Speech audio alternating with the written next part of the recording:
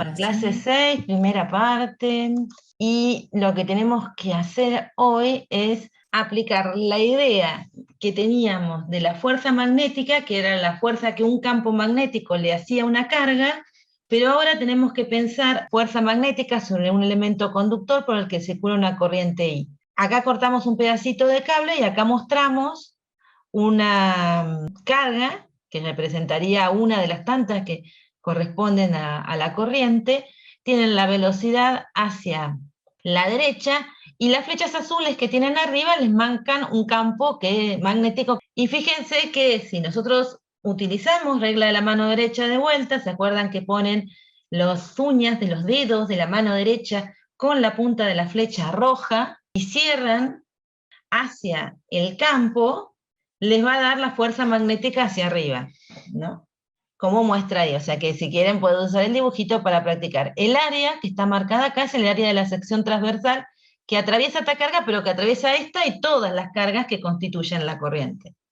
Entonces, consideremos la fuerza debido al campo magnético sobre un diferencial de carga cuyo volumen es un diferencial de volumen correspondiente a una corriente. Es decir, hacemos cosas similares a las que hicimos cuando pasamos de ley de Coulomb a lograr integrar, por ejemplo, la fuerza sobre un objeto, que dijimos, bueno, paso de pensar en una carga a que la fuerza que se hace sobre un diferencial de carga, bueno, acá tiene la misma lógica. Entonces tengo un diferencial de carga que va por un diferencial de volumen y que tiene una velocidad, y esta velocidad es la velocidad de deriva. En esta representación, esta velocidad es la velocidad de deriva. Recordemos que hablamos de la velocidad de deriva, que era la velocidad que tenían las partículas, no la de, o sea, decíamos, ¿se acuerdan que las cargas dentro del conductor se movían aleatoriamente en todas las direcciones, pero al aplicar un campo eléctrico, esas cargas se empezaban a mover para todos lados, pero además se aceleraban en la dirección del campo, así que cuando uno promediaba terminaban moviéndose con una velocidad que era la velocidad de deriva. Bueno, esto es eso. Entonces decimos que tenemos un diferencial de carga que se mueve a una velocidad de deriva, eso estaría representado por esta carga moviéndose en esa dirección. Vectorial el campo magnético. O sea, está en la misma expresión. Si yo le saco acá la D diferencial, recuerdan que era la carga por la velocidad, vectorial el campo magnético, lo que nosotros teníamos en cuenta para hacer la fuerza sobre una carga. Ahora es la fuerza sobre un diferencial. Obviamente, como por todo lo que vimos, ya sabemos que esto es un cable y en los extremos del cable seguro hay una fuente que establece un campo eléctrico que implica el movimiento de estas cargas. Después de vuelta tenemos que pensar que tenemos un número de portadores de carga por unidad de volumen que sería N, o sea, la densidad de portadores de carga es N. Entonces la carga que contenemos en un volumen que tiene un tamaño diferencial de longitud por el área de la sección transversal, un pedacito, es el número de portadores de carga, o sea, la densidad de cargas, número de portadores de carga por unidad de volumen, o sea, la densidad de carga, la carga de los portadores y el diferencial de volumen. Y el diferencial de volumen es el área de la sección transversal del cable por un diferencial de longitud, mira a lo largo del cable. Entonces, reemplazamos el diferencial de Q, y lo que vemos acá es que el diferencial de L y la velocidad de deriva tienen la misma dirección y sentido. Así que yo podría escribir el módulo de la velocidad de deriva y utilizar el diferencial de L como vector. Entonces, haciendo eso, lo escribo de esta forma la expresión, porque me va a dar lo mismo, porque son paralelos y en el mismo sentido. Bueno, llegamos hasta acá. El siguiente paso es darnos cuenta que esto que está acá era la corriente, el número de portadores, la carga de los portadores, la velocidad con la que se mueven y el área que atraviesan era lo que habíamos definido como corriente. Entonces, bajo esa condición, llegamos que el diferencial de fuerza sobre ese diferencial de elemento de corriente lo podemos pensar como la corriente diferencial de L vector el campo magnético. Es decir, la fuerza sobre un elemento de corriente es I diferencial de L vector B. Claro, esto que aparece acá como primer vector del producto vectorial, el I diferencial L, se llama elemento de corriente. Claro. Y es un vector, para que ustedes lo identifiquen, es un vector que va a tener como módulo o sea, olvidémonos un poquito del diferencial L, ¿no? Porque es un diferencial, pero si no va a tener como módulo la corriente, el valor de la corriente que está circulando por ese conductor. Pero recuerden que la corriente era una magnitud escalar, entonces por eso, por eso se llama elemento de corriente, ¿no? Porque ahora lo transformamos en un vector que justamente lo que está diciendo es, va orientado en la longitud del conductor, siguiendo la corriente. Va a apuntar siempre siguiendo a la corriente, pensando en la corriente como el movimiento de las cargas positivas, ¿no? En ese sentido.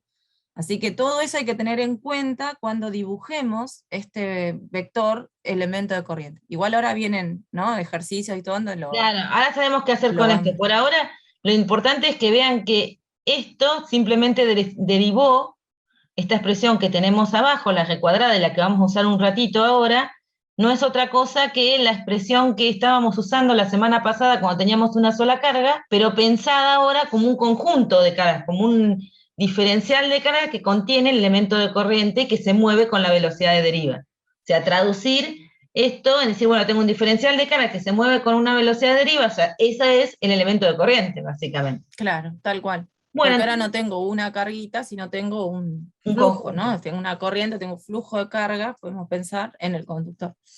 Claro, porque antes en realidad podíamos pensar en un electrón, en un protón, o pensábamos en una molécula, o en algún objeto cargado, ¿no? Que lo pudiéramos tratar como puntual para poder aplicar la expresión como si fuera un objeto puntual y no tener que pensar en pedacitos del objeto, ¿no? En diferenciales. Y después acá nos encontramos con que en realidad es todo un conjunto de cargas en movimiento, que son los que constituyen la corriente. Entonces esto nos va a llevar a que haya fuerzas sobre los conductores por los que por los que circula una corriente, y vamos a hacer la cuenta, vamos a analizar el caso de un campo magnético uniforme. Bien, entonces lo que tenemos a la derecha, el recuadrito, es como una región en la que existe un campo magnético y los puntitos están representando las puntas del vector campo magnético, así que el campo magnético sería un vector saliente hacia nosotros. La línea azul con la flechita en la punta lo que representa es al conductor, al alambre, por el que está pasando la corriente I. Entonces tenemos que aplicar la fórmula para saber hacia dónde va a ir la fuerza. Y entonces, si yo quiero calcular la fuerza total que va a actuar sobre el cable, lo que tengo que hacer es integrar en la longitud del cable la expresión del diferencial de fuerza. Si circula una corriente uniforme, lo puedo sacar, y el siguiente paso es, bueno, recuerdan que a mí yo puedo pensar a esto como el producto de los módulos por el producto vectorial de las direcciones. Acá es como que trato de dejar los módulos, saqué como los módulos y dejé el producto vectorial de las direcciones. Claro. Nada más es una cosa. Entonces, básicamente yo puedo decir que si B es uniforme sale de la integral, entonces me queda I por B, la integral entre 0 y L del producto vectorial de las direcciones, y eso me daría la fuerza. Esto estaría bien, digamos, en este caso, porque de la forma que está presentado, este producto vectorial no nos da un vector que dependa de la posición en la que estamos ubicados. O sea, yo acá cuando lo escribí, ahora me estoy dando cuenta, estoy pensando en coordenadas cartesianas. Claro. Porque si yo usara, por ejemplo, coordenadas esféricas, vamos a ver de hecho un ejemplo en el que nos va a pasar, o sea, no exactamente con la fuerza, que nos va a pasar con otra cosa, que bueno, si este producto vectorial nos llegara a dar, por ejemplo, el versor R de las coordenadas esféricas o de las coordenadas cilíndricas, el paso que yo hice de acá hasta acá no es válido, porque en la integral tengo que considerar que al moverme por los puntos me va a ir cambiando la dirección. Acá, obviamente, cuando me muevo por cada uno de los puntos, no me cambio la dirección, siempre tengo el campo magnético en una dirección, la corriente en la otra, así que cuando me dé el producto vectorial, si yo pongo ejes, me va a dar siempre en una dirección dada. No sé si se entiende la explicación o los estoy mareando. A ver, ¿qué nos dicen? Lo de las coordenadas, más o menos. Claro, lo que yo digo es que acá hice un paso, o sea, hasta acá veníamos bien, o sea, acá directamente lo que se me ocurrió es decir, bueno, a mí de acá el B por DL me da la parte del módulo, y si hago el producto vectorial entre los versores, me va a dar la parte de las componentes, la parte vectorial de la cosa. Así que se puede O hacer. sea, nos va a decir para dónde va a apuntar la fuerza, que es lo que Claro. nosotros queremos calcular, ¿no? Porque acuérdense que la fuerza es un vector, y entonces no podemos dar solo el módulo. Tenemos que dar a su vez la dirección y el sentido. Y ese Claro. producto vectorial de las direcciones del diferencial L, producto vectorial de la dirección de B, daría justamente la dirección y sentido de la fuerza. El tema es que yo en el siguiente paso, para hacer resolver la integral alegremente, como hice acá, dije, bueno, B es uniforme, eso nadie me lo discute, sale de la integral, y me hubiera quedado la integral del diferencial de L y lo que queda en el entre paréntesis, que es una dirección. Para llegar de acá hasta acá y decir, bueno, integro directo el diferencial de L, tengo que estar seguro que esto que está acá es un vector que no cambia con una posición sobre el cable. Porque si me cambia el versor con la posición sobre el cable, eso que estoy haciendo no vale. No puedo llegar acá. Acá eso no va a pasar porque cuando ustedes apliquen la regla de la mano derecha, fíjense, ponemos en cualquier punto del cable donde voy a hacer, porque esta integral del diferencial de L está hablando del diferencial de longitud del cable. Entonces, si yo Claro. me apoyo en cualquier punto del cable y digo, bueno, el dedo, bueno, acá es otra forma de hacerlo, ¿no? Una, Sí, es otra, pero sí, vamos a hacer la opción que hacemos siempre y después les cuento esa, que es otra opción. Entonces, ¿qué hacen ustedes? Agarran su mano, ponen las uñas apuntando con la flecha, o sea, para acá, mano derecha, uñas con la flecha, les va a quedar la palma para que ustedes puedan cerrar y ir hacia las puntas del vector campo magnético, tienen que poner la palma hacia su cara, ¿bien? Y en ese caso les va a dar la fuerza en la dirección yendo hacia la derecha. Y eso que ustedes están haciendo, lo pueden hacer en cualquier punto de ese cable, porque es recto el cable, y el campo magnético es uniforme, entonces les va a dar, si yo me paro en este punto, en este, y bueno, en cualquiera de los puntos de acá voy a tener la misma fuerza.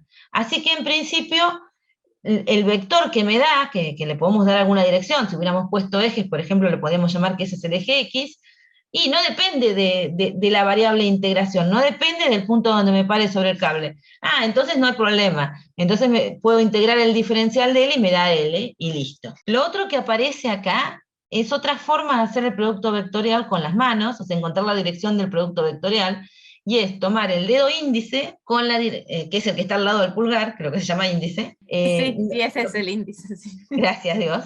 Bueno, el dedo índice lo ponen con la mano derecha, dedo índice con la dirección de la corriente, dedo medio con la dirección del campo magnético, y donde naturalmente les queda apuntando el pulgar, ahí les da la dirección de la fuerza. Fíjense en que es lo mismo.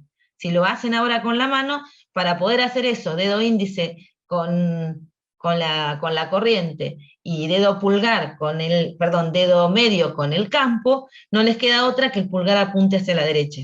Así que pueden utilizar eso o pueden utilizar la otra forma, ¿no? ¿Quién se cierra hacia dónde? Esta forma de los dedos, por ahí ustedes también la usaron cuando por ahí analizaban los ejes cartesianos, ¿no? O que por ahí cuando querían rotarlos o hacer, por ahí cuando hicieron determinantes, capaz que hacían las permutaciones de los, ¿no? De IJ, JK, no sé, todos esos productos que uno hacía. A veces en álgebra también se usaba esta forma de la terna, ¿no? Con la mano derecha de los tres dedos, estos índice, mayor y pulgar, como para ejemplificar los ejes. Es la misma idea, lo único siempre recuerden, en este caso se aplican esta de los dedos, es el orden en el que tienen que poner los vectores para asegurarse de encontrar bien el resultante. Siempre el índice señala el primer vector del producto vectorial, que en este caso es el elemento de corriente, el dedo mayor señala siempre el segundo vector del producto vectorial, y el pulgar entonces les da el vector resultante, que es el que ustedes querían encontrar, digamos. Entonces hasta ahí tenemos más o menos, si quisiéramos calcular, hubiéramos puesto ejes cartesianos, por ejemplo, eso podría darnos la dirección del eje X, si hubiéramos elegido, por ejemplo, en el plano XY. Claro, si X es la línea roja, la de la fuerza, Y es el eje Y es el del cable, ¿no? Claro. Y el eje Z sería el del campo magnético. Claro. Claro. Y ahí no hubiera dado en la dirección del eje X.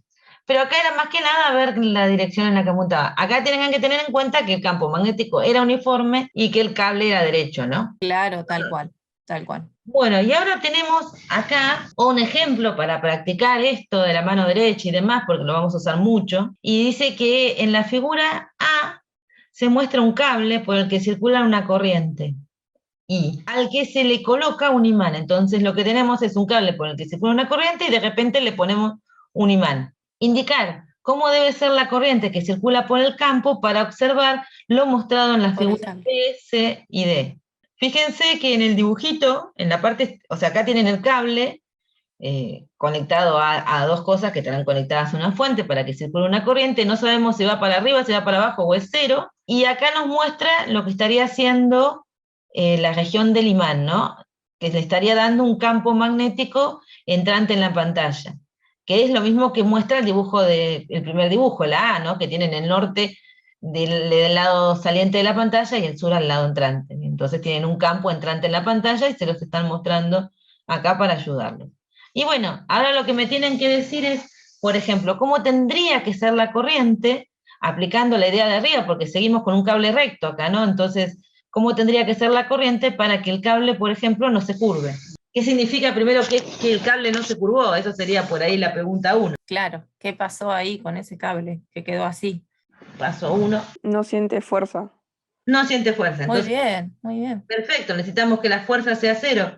El campo evidentemente no es cero, la corriente va o para arriba o para abajo o no existe. Y el campo es entrante. El producto vectorial del diferencial DL vector B tendría que dar cero, sí que. ¿Qué habíamos dicho del diferencial L? ¿Viene acompañado de quién, digamos? ¿Son paralelos? Sí, son paralelos, claro, porque uno diría el módulo del diferencial de L que es 1, el módulo del diferencial de B que es 1, y el módulo, y el seno del ángulo comprendido. Y para que eso sea 0, necesitamos que el ángulo sea 0 o 180. Pero esa no es la situación acá, ¿no es cierto? Porque la corriente va o para arriba o para abajo, o no existe, y el campo va entrante. Si existe una corriente, va para arriba o para abajo. Bien, o sea que el ángulo que forma con el campo es 90, así que no tenemos la opción de que sean paralelos. Así que, ¿cuál sería la opción acá para que la fuerza sea cero? La corriente. La corriente sea cero. Entonces, en el primer caso no hay circulación de corriente. Vamos por el segundo. Y el segundo y el tercero, evidentemente, sí la tienen, porque hay una fuerza ahí, ¿no? Algo desvió al cable de estar derechito. Claro, ya está torcido, curvado, no sé cómo lo quieren decir, pero ya no está derecho. Hay una fuerza. Entonces, ¿me pueden decir de alguno de los dos, en C o D, para dónde circula la corriente? En C para arriba y en D para abajo. A ver, C para arriba. ¿Sí? ¿Y por qué?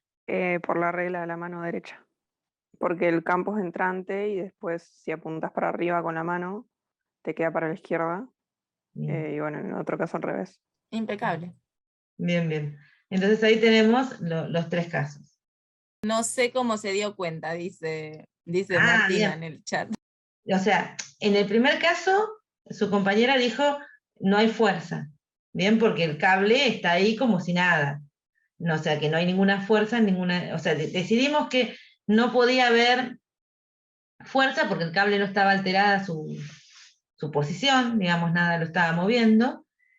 Entonces, si la fuerza era cero, como el campo magnético no era cero, y además era claro que si había una corriente se iba a mover perpendicular al campo, así que el producto vectorial que teníamos acá no nos iba a dar cero, entonces la única opción que nos quedaba era que para que esta fuerza me dé cero era que la corriente fuera cero. O sea, la longitud del cable no es cero, la intensidad del campo no es cero, y este producto vectorial, como son perpendiculares, tampoco es cero.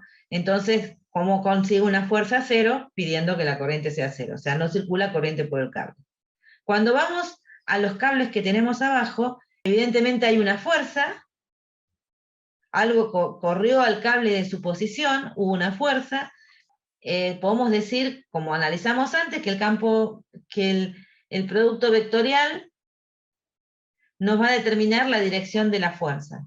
Y el producto vectorial está relacionado con el diferencial de L, que es un vector que va en la dirección de la corriente y apunta en el sentido en el que va la corriente, y el vector B. Entonces, lo que hizo fue tomar la mano derecha y proponer. Si yo propongo para arriba la corriente, mis uñas tienen que apuntar hacia arriba. Y como tengo que cerrar la mano hacia el campo que está entrante, les va a quedar la palma mirando la pantalla. Ahí cierran la mano para que ahora sus uñas apunten en la dirección del campo, y la dirección del pulgar les está dando la dirección de la fuerza. Así que lo que les dice ahí es que en el primer caso la corriente va para arriba. Opción 2, dedo índice con la corriente, o sea, apuntando para arriba la uña del dedo índice, dedo medio con el campo, o sea, metiéndose adentro de la pantalla, miren el pulgar. Entonces el pulgar les da hacia la izquierda. Ahora van al otro caso y dicen, bueno, necesito una fuerza que apunte hacia la derecha. Entonces paso 1, tomo mis uñas y digo, bueno, esto debería ser el caso inverso del anterior porque no di vuelta al campo, así que puedo poner la mano apuntando hacia abajo con la palma. Esto cuesta más, ¿no? No sé cómo hacerlo. Sí, con la palma mirando hacia la pantalla, cierran la mano para que quede la mano apuntando hacia la pantalla y les va a dar el pulgar hacia la derecha. U opción B, agarran dedo índice apuntando hacia abajo, giran la mano para que el pulgar les quede apuntando, perdón, para que el medio les quede apuntando hacia dentro de la pantalla y el pulgar les va a quedar apuntando hacia la derecha. O sea, cualquiera de las dos opciones les va a dejar obtener la dirección. Entonces ahí saben para dónde va la corriente. Sí, ahora sí, dice una de las chicas. A ver, recuerden que cuando ustedes se vayan a hacer un ejercicio de estos, de tener que calcular la fuerza sobre un conductor en presencia de un campo magnético, lo aconsejable es que ustedes dibujen estos vectorcitos, el elemento de corriente, que lo dibujen sobre el conductor, siguiendo a la corriente. Bueno, el campo capaz que lo tienen dibujado, o capaz que le dicen es entrante o saliente, si les dice así también lo tienen que dibujar, y después, bueno, ahí aplicarían la regla de la mano derecha, como para encontrar más fácil para dónde va a apuntar la fuerza. Recuerden que igualmente esto es un producto vectorial. Si con la regla de la mano derecha no les es tan fácil o no la están comprendiendo, pueden poner ejes cartesianos y hacer un producto vectorial con el determinante a lo matemático, digamos, y eso también va a resultar y les va a dar, les tiene que dar lo mismo que si lo hagan con la regla de la mano derecha. La ventaja de esta regla es que uno evita esas cuentas, digamos, ¿no? Evita poner ejes, evita tener que hacer el determinante, pero tampoco es que es obligación usar la regla de la mano derecha. Claro. Cada uno la puede, ¿no? Digamos, nosotros lo explicamos así, por esto de no llenarles de cuentas, de determinantes y eso, los ejercicios, pero tranquilamente se puede hacer si no. Mari, estaba por dibujar acá las flechitas de las fuerzas acá en los conductores. No sé si los ayudaría o no. Ahora las dibujo yo que tengo la tableta conectada. Bueno. Porque, ¿qué pasa? En el C y en el D, o sea, ustedes ya ven el cable torcido, digamos, en el sentido de que ya se aplicó la fuerza, por eso se desvió. Cuando ustedes arrancan a calcular la fuerza, lo arrancan en la posición donde el cable está recto. Ahí hacen la regla de la mano derecha, y entonces el resultado final sería el cable como está en C o como está en D. ¿Se entiende eso? Ahí les puse también las corrientes. Claro, ahí va. Ahí, si siguen el elemento de corriente, si siguen la corriente ahí, ¿no? Que en el C, por ejemplo, esto que va para arriba, cierran la mano para la pantalla, se nota, ¿no? Que la fuerza va para la izquierda, digamos, ya estoy más mareada, para la izquierda, ¿no? ¿Está bien? Como la dibujó ahí Marisa, en el caso del C, ¿no? Y en el D al revés, por eso, es más complicado porque hay que torcer la mano, hay que ponerla así con las uñas para abajo, cerrar la mano para la pantalla, les queda el codo para arriba, digamos, o sea, queda una posición media incómoda, y la fuerza les está apuntando para la derecha, ¿está bien? Bueno, avancemos. Igual van a aparecer más cosas acá. Sí, esto recién empieza. Claro. Lo que vamos a hacer ahora es la fuerza sobre una espira de corriente debido a un campo de inducción magnética uniforme. Esto es otro ejemplo. Para trabajar nos dejamos arriba la expresión de la fuerza con la que estuvimos trabajando en la anterior, así nos acordamos. Y abajo, fíjense que hay un recuadrito que les dice que este ejemplo está relacionado con el problema 4 de la práctica. Así que cuando hagan el problema 4, lo pueden mirar un rato al video de la explicación de esto, porque seguro los va a ayudar. No es exactamente el mismo, pero anda cerca. Entonces dice, ¿cuánto vale la fuerza magnética sobre cada lado de una espira cuadrada plana cerrada por la que circula una corriente I, ubicada en un campo de inducción magnética uniforme perpendicular al plano de la misma? Traduzcamos todo esto. Eso. ¿No? Una espira cuadrada, plana, o sea, la tenemos toda sobre un mismo plano, por lo que circula una corriente I, ubicada en un campo de inducción magnética, un campo magnético uniforme, perpendicular al plano de la misma. O sea, yo ahí solamente dibujé la dirección, la flechita esa está representando la dirección del campo. Esa flechita, si ustedes quisieran ser más representativos, lo tendrían que poner a lo largo de toda la espira para decir que es uniforme. Bueno, como vamos a trabajar con los distintos lados, porque acá, ¿qué tenemos que hacer? Tenemos que pensar qué le pasa a la espira en cada uno de los lados de la espira y sumar la fuerza total sobre la espira. Entonces vamos a trabajar con ejes cartesianos, por cómo está todo. O sea, ¿cómo se dan cuenta de eso? Que tienen que hacerlo en cada lado. Fíjense Claro. que los elementos de corriente, como los marcó ahí Marisa, en cada lado se orientan de una manera diferente, ¿no? No es lo mismo el del lado de atrás, que el del lado de la izquierda, que el del lado de adelante, ¿está bien? Entonces, cuando nos pasa eso, lo que tenemos que hacer es dividir, digamos, en cada tramo, vamos a tener que calcular la fuerza para ese lado de la espira, ¿no? Y entonces Claro. dividimos eso, vamos a calcular una fuerza por cada lado. Y después, para calcular la fuerza sobre la espira, sumaremos todas esas fuerzas. Le puse nombre a los lados, para hacer por un tema de notación. Bien, entonces, ¿por qué? Porque como dijo Flavia, tenemos que tomar cada elemento de corriente que apunta en distintas direcciones, así que como lo voy a tener que escribir distinto a los elementos de corriente, les puse nombre. Entonces ahí me aparecen los diferenciales de L de cada uno. Por ejemplo, el diferencial de L1 apunta en la dirección del eje X, pero el diferencial de L3 apunta en la dirección de menos el eje X.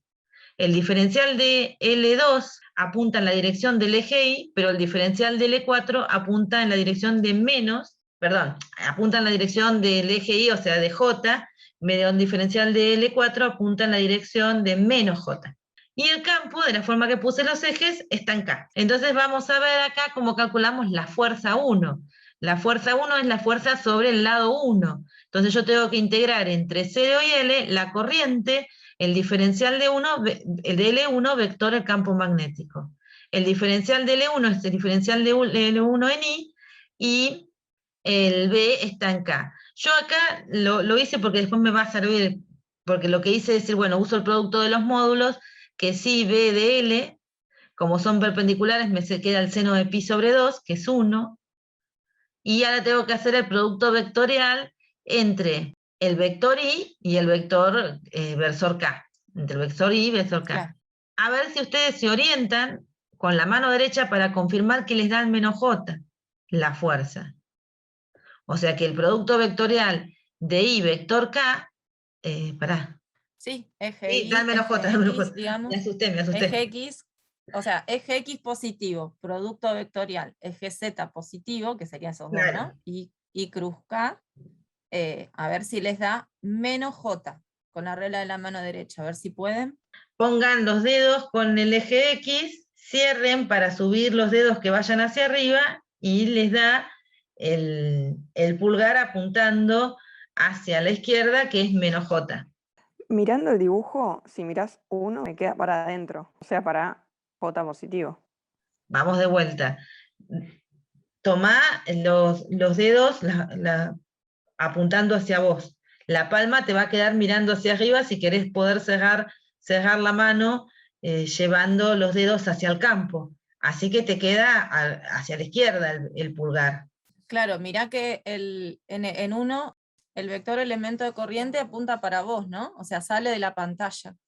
Y el vector campo apunta para arriba. Entonces tenés Claro. que poner la palma, tenés que poner los dedos apuntando para vos, con la palma para arriba, con la palma hacia el techo. Ahí cerrás la mano, y el pulgar entonces te queda apuntando para el menos J, para la izquierda, digamos. ¿Ahí salió? No. Empecemos con la otra forma. Tomá el dedo índice y ponelo apuntando hacia vos, porque esa es la dirección Claro, diferencial de L. yo lo estaba Y el haciendo medio así. hacia arriba, apuntando hacia arriba, te queda el pulgar hacia la izquierda, hacia este lado. Espérate que no tengo cursor, sí. Hacia acá. Si no, hace el producto vectorial entre I y J, que es bastante directo el determinante. Claro, ahí en el chat dicen como señalándote con la palma hacia arriba, ¿no? O sea, eso Claro. es, tu mano apunta para las uñas de los dedos de la mano derecha, bueno, las uñas apuntan para el piso, ¿no? Porque la palma apunta para arriba, pero los dedos apuntan para vos. Entonces ya ahí te queda el pulgar para la izquierda, ¿sí? Te quedan menos J. ¿Sí? Y si no, por eso, dedo índice con el elemento de corriente en uno, también con el que te señale a vos el dedo índice. El dedo mayor tiene que apuntar para el techo. Yo trato de que se enfoque en la cámara, pero no, es más difícil. Y el pulgar me queda para la izquierda. O sea que ya me voy a doblar la muñeca. ¿Sí? Te agarra una tendinitis, dice. No saben lo que era verlos en los parciales rindiendo esta parte, porque soltaban los lápices y así empezaba todos con la mano, ¿no? Entonces decías, bueno, lo están intentando, ¿eh? Esto te quedás tranquila con que estaban intentando la regla de la mano derecha, así que vamos, que vienen bien estos chicos. Y si no, la opción es esta, ¿no? Y si no, claro, el determinante, IJK, y entonces ponen en el elemento de corriente es 1, 0, 0, y el campo sería 0, 0, 1, ¿no? Que eso es lo que les decíamos del determinante. Entonces, fíjate que el único que no se te anula es es cuando haces el J, ¿no? Porque los demás se te hacen 0, y para J justo te queda el menos, porque en esa dirección siempre el J va con un menos al principio, por las permutaciones, esas cosas, entonces te quedan menos J. Igual ahora tenemos que seguir con los otros lados, Sí, así sí. que hay que seguirlo No practicando, piensen no que se esto se acabó preocupen. acá, ¿no? Hay tres No, más. hay que hacer esto con cada lado, o sea Y que después vamos a hacer en con una alguno va a circular. salir. Después lo vamos a hacer con una Claro. circular y así vamos, o sea, no piensen que esto se quedó acá. Bueno, la cuestión es que sacamos No. F1, vamos por la F3, esa era fácil en principio porque lo único que tengo que hacer es cambiarle el signo al diferencial de L, porque tienen la misma longitud los lados. Entonces, como le cambié el signo, saben que cambiar el signo de uno de los vectores del producto vectorial lo que hace es invertir el vector, cambiar el sentido del vector y no la dirección.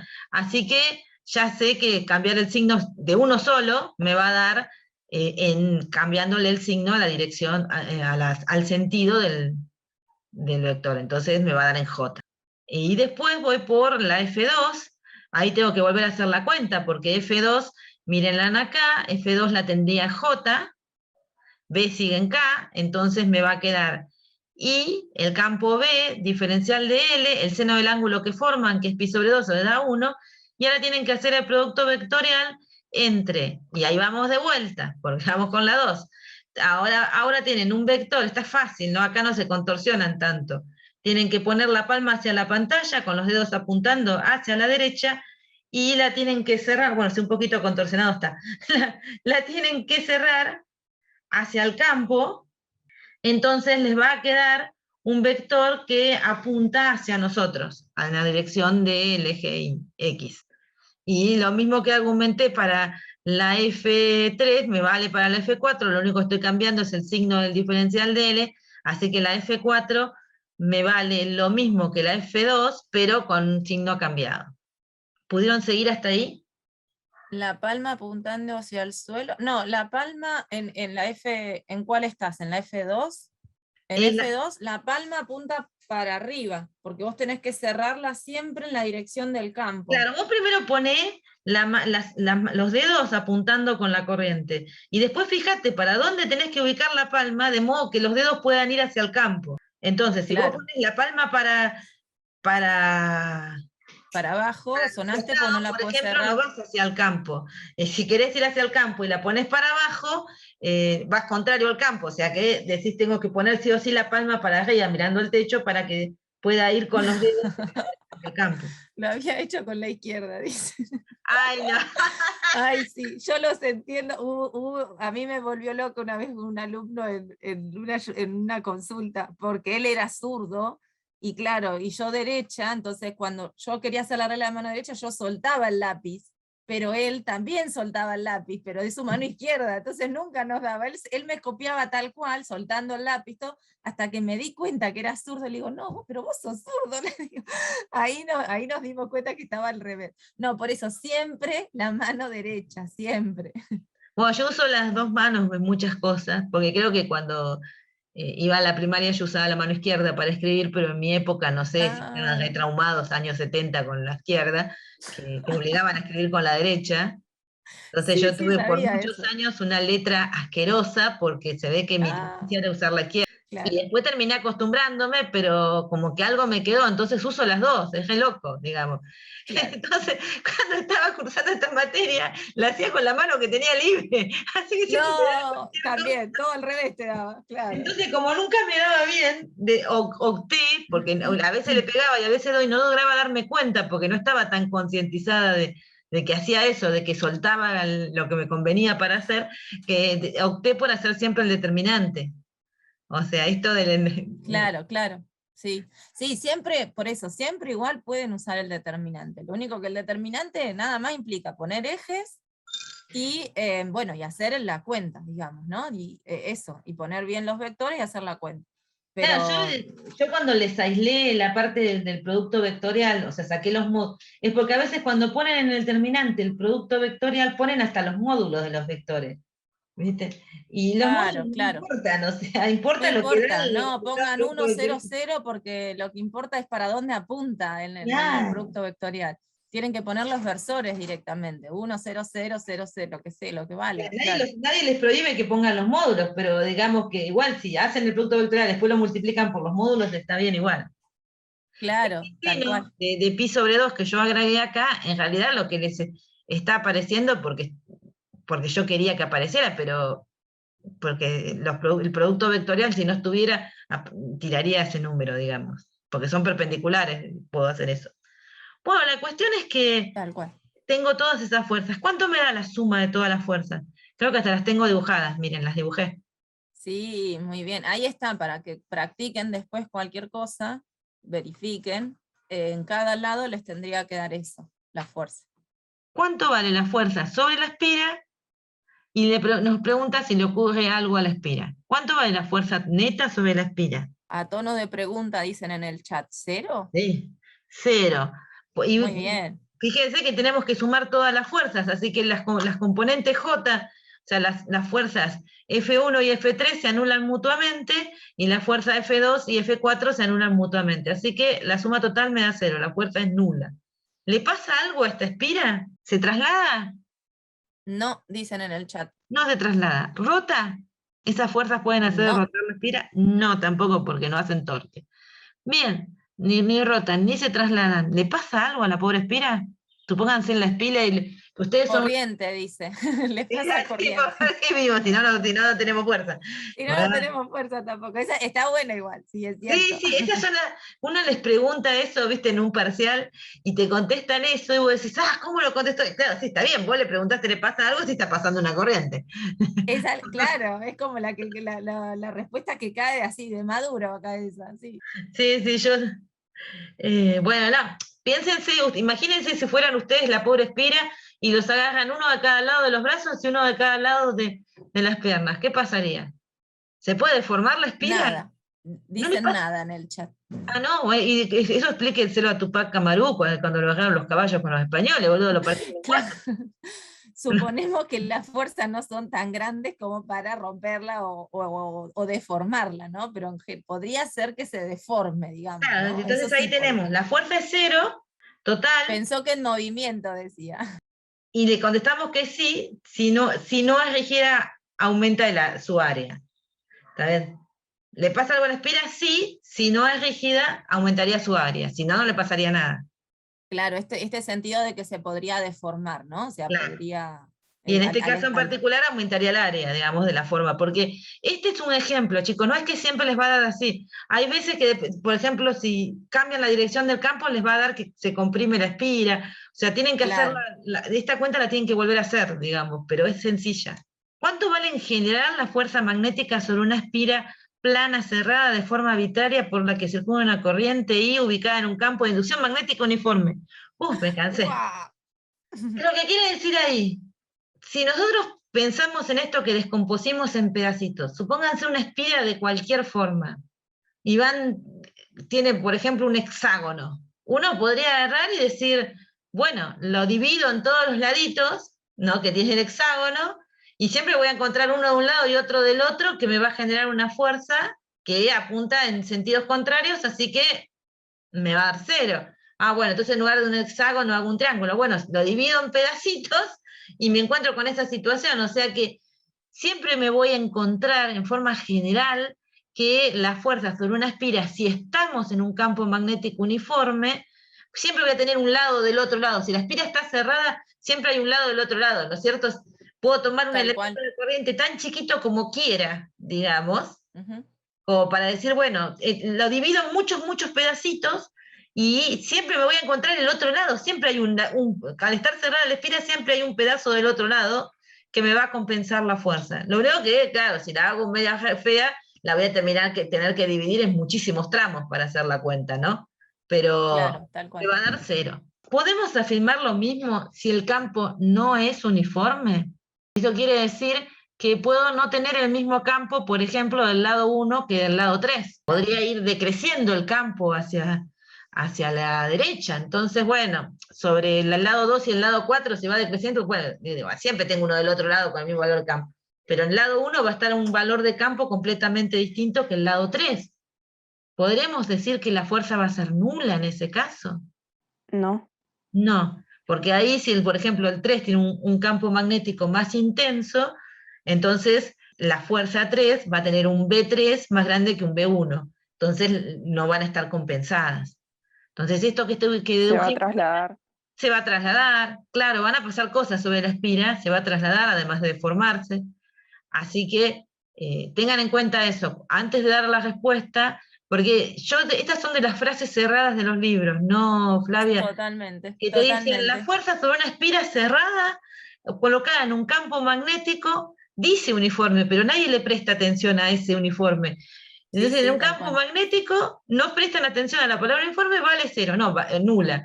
Pero es nula únicamente si el campo es uniforme. Si no es uniforme, no tenemos esto de que siempre hay un otro lado con una fuerza igual de sentido opuesto.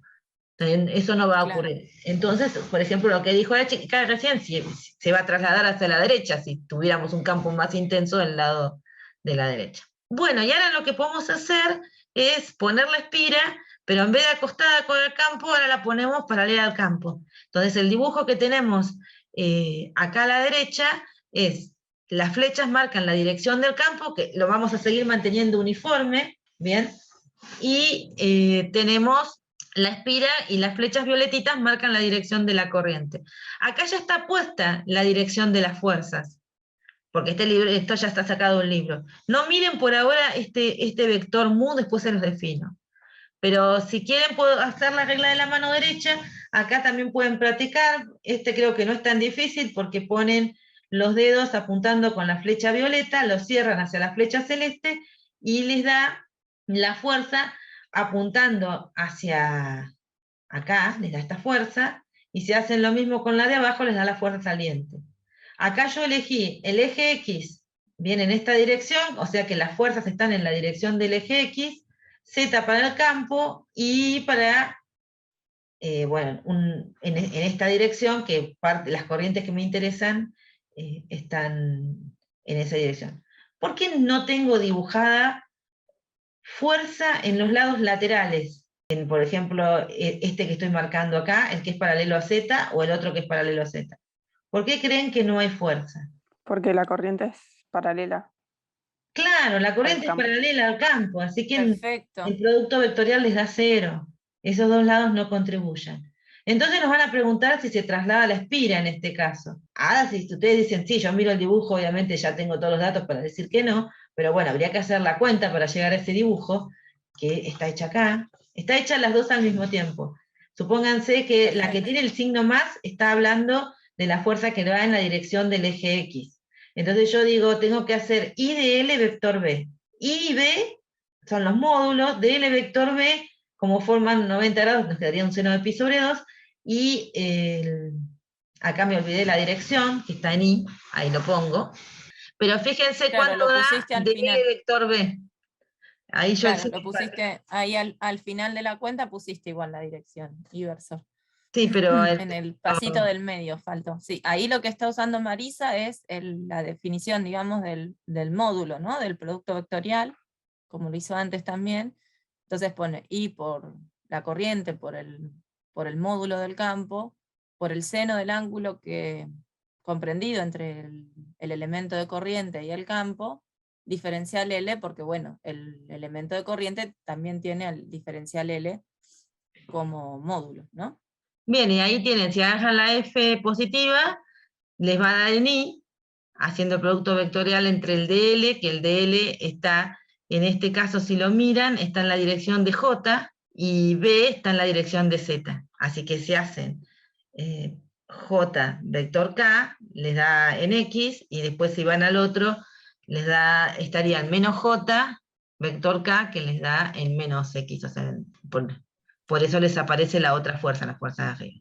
Bueno, estas son las Nos dos piden fuerzas. en el chat, Mari, de repetir por qué da 0 la fuerza en los otros dos lados, en los que no están marcadas las Porque fuerzas. fíjense que no está dibujada la corriente en todos, porque ya el libro asumía que era 0 y no se O preocupó. sea, en los lados estos verticales, por decir de alguna forma, la corriente en un caso apunta para abajo, ¿no? Y en el otro apunta para arriba, ¿sí? Acá dibujé la En de un ese, lado y ahora dibujo la claro, del otro. fíjense que en cualquiera de los dos, el elemento de corriente, el vector elemento de corriente, que justamente sigue a la corriente, y el campo, ¿no? Y el campo magnético, o forman un ángulo de 0 o forman un ángulo de 180. Y cualquiera de las dos condiciones, el producto vectorial se te hace 0, porque Claro. te quedaría, son vectores o paralelos o antiparalelos, ¿no?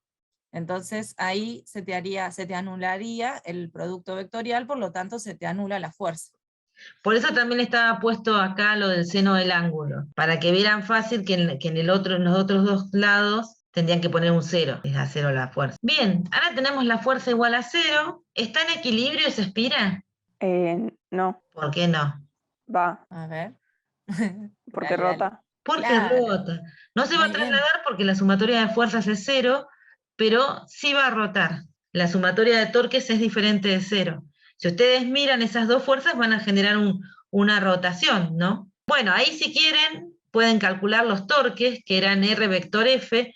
R va a ser la distancia, podemos elegir el eje de giro, va a ser en este caso el eje Y, o sea, está en la dirección del J versor, y va a rotar alrededor de este, ¿no? Del eje este.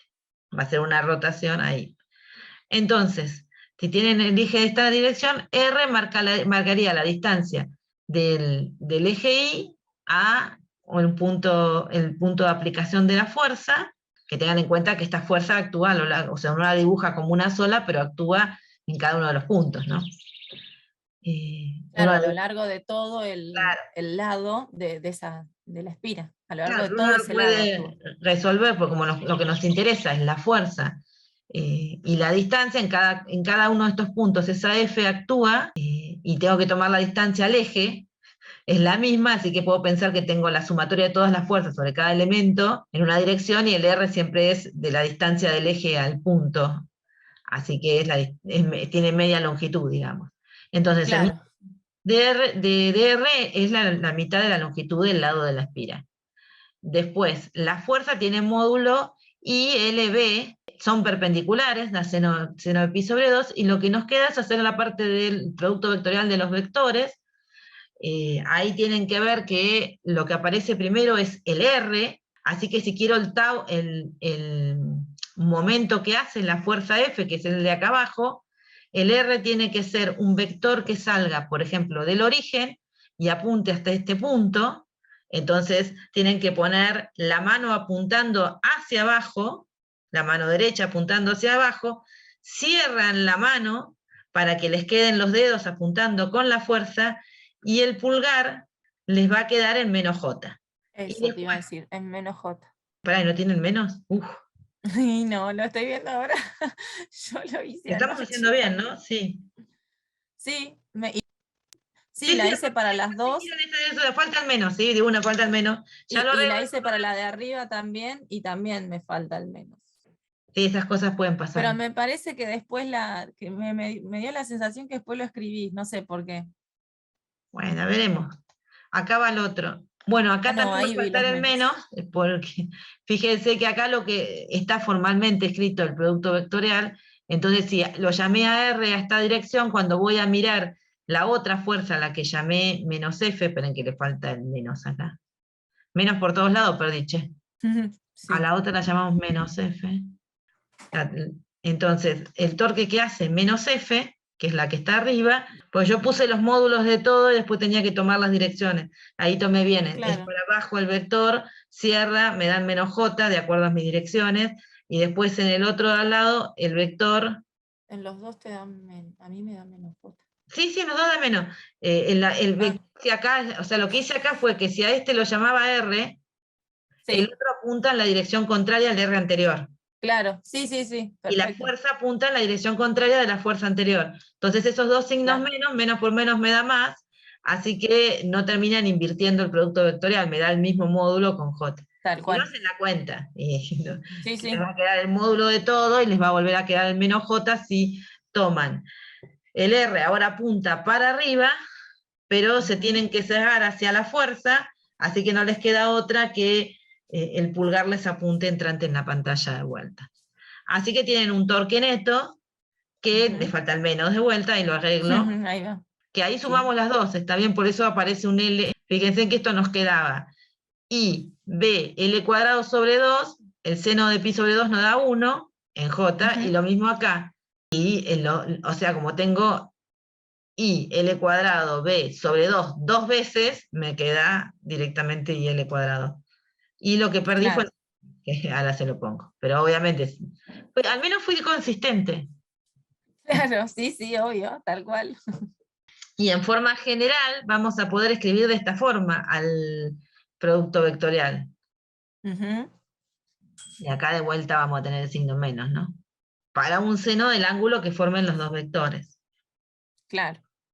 Y lo que se define en general para estas cosas de las espiras, esto por ahí mucho no lo vamos a usar, pero se los dejo por las dudas, porque por ahí para los que hacen química y demás, la parte tienen que ver algún medio material o alguna cosa así, van a necesitar conocerlo.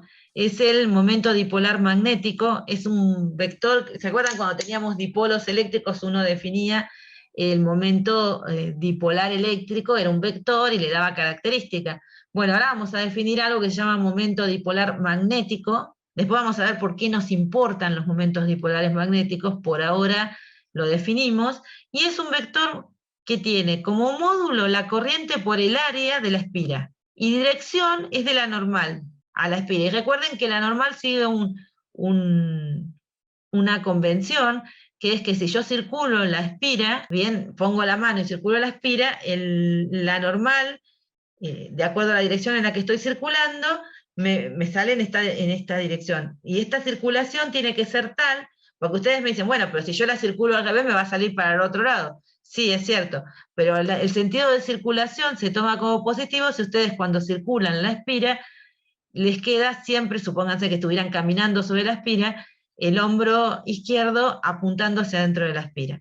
Esto es una convención matemática, es de cuando hacen integrales de circulación. ¿Se acuerdan? Tienen que circular, Claro. de modo que les quede la parte interior de la curva de circulación hacia la izquierda, o sea, hacia el hombro izquierdo de ustedes, si fueran ustedes Tal caminando. cual. Entonces eso les da la dirección de la normal, tomada como positiva. Entonces eso nos da el momento dipolar magnético. Y se pueden, es simplemente pueden probar, si quieren, que usando esta definición, fíjense que acá este L cuadrado en realidad es el área, porque es una espira cuadrada, y pueden probar que, si quieren, que si hacen el producto vectorial entre el momento magnético y el campo dipolar magnético y el campo magnético, les va a dar el resultado que tienen arriba. Se puede probar. Y les da, si quieren hacer la cuenta, van a ver qué les da. Entonces, mirando esto, acá de vuelta me falta el signo menos, ahora lo acomodo, Sí, sí. pero mirando estas expresiones, podemos llegar a conclusiones, ¿no? Porque, ¿cuándo dirían ustedes que la espira está en equilibrio? Pueden mirar esta o pueden mirar esta, la que les guste más. ¿Qué necesitan para el equilibrio? Podría ser la primera pregunta, ¿no?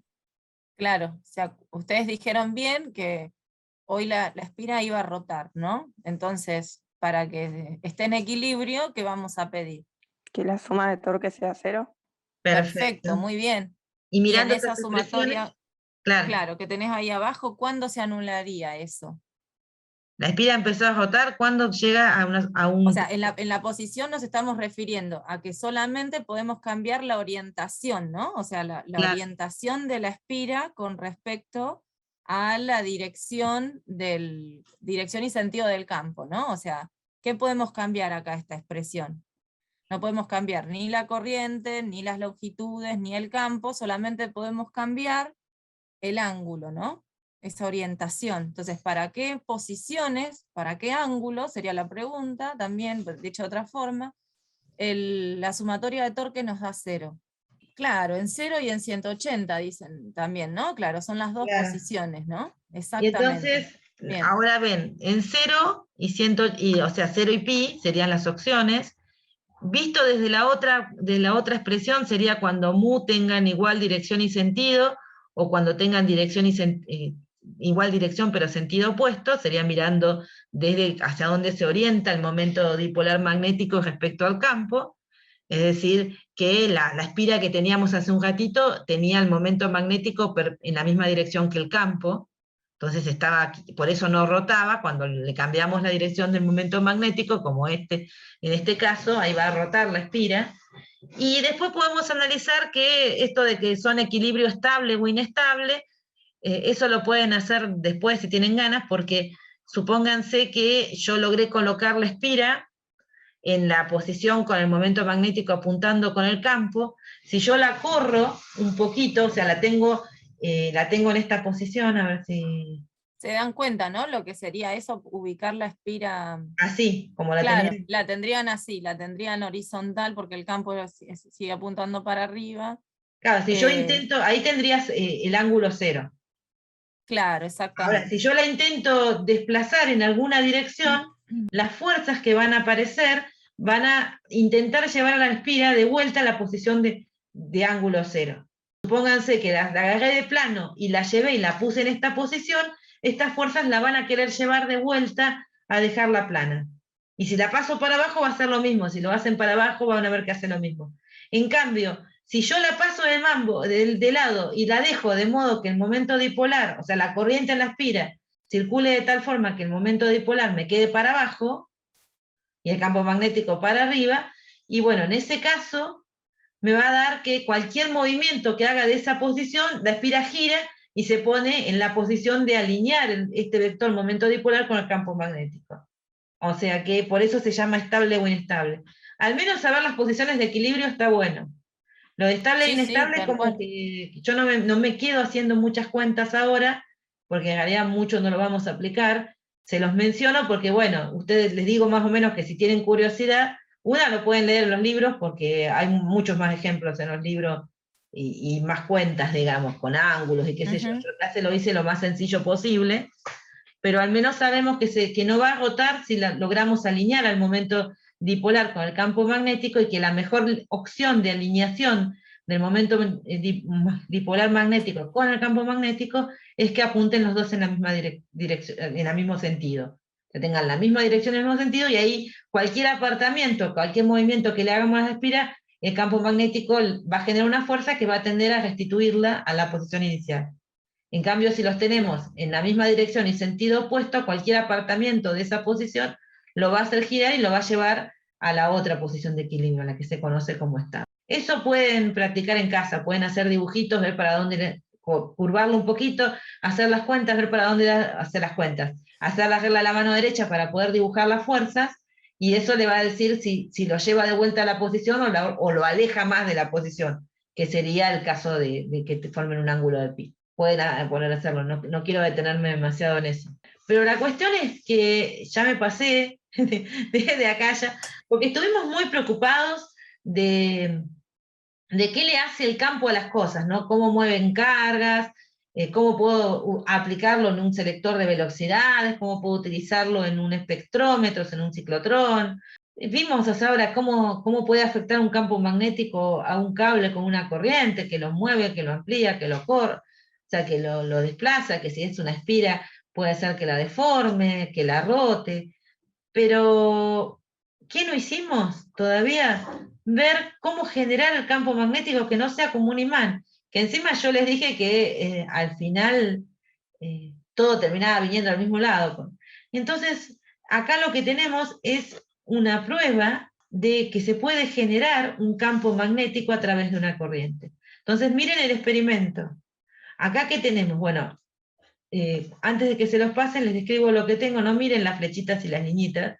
Por ahora lo que ven es una brújula, y lo que hay es, si no se viera todo esto que está remarcado, es un cable que se enrosca muchas veces, siguiendo lo que sería esta línea remarcada verdecita, a través de la brújula, y va a una batería, una pila. Entonces, lo que hace es tenerlo desconectado, conectarlo y después invertir, ¿no? Desconectarlo y conectarlo al revés, y ver qué pasa. Entonces lo que tendríamos es como una espirita de corriente, ¿no? Alrededor de la brújula. Y recuerden que la brújula era el elemento más sencillo que nos permitía detectar la presencia de un campo magnético. Fíjense, ahí conectó, y fíjense en cómo se movió la punta de la brújula y está apuntando hacia nosotros. Ahí desconectó, la punta de la brújula vuelve a cualquier dirección, que era la que tenía original, da vuelta a los cables, lo conecta, y la punta de la brújula apunta para el otro lado.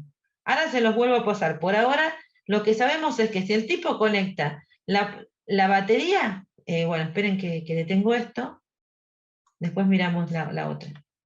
Bueno, ahora lo que les voy a mostrar para que lo veamos más tranquilos, fíjense que en la punta de la brújula, en el momento inicial, ahora no porque está todo dibujado, ¿no? Pero porque ya está el dibujo quedó como congelado, ¿no? Pero ahora cuando lo vuelva a activar, la punta de la brújula va a estar apuntando inicialmente en una dirección que está más o menos por acá, ven como medio por acá, pero que cuando el señor o quien sea cierra el circuito, va a empezar a circular una corriente que él la marca para marcar cuál es la dirección de circulación de la corriente, en la dirección que marca, por ejemplo, en este caso, la flechita está medio celestita, y van a ver que la brújula, cuando empieza a circular la corriente, mueve su punta, lo que me apuntaría hacia el norte, apuntando en esta dirección.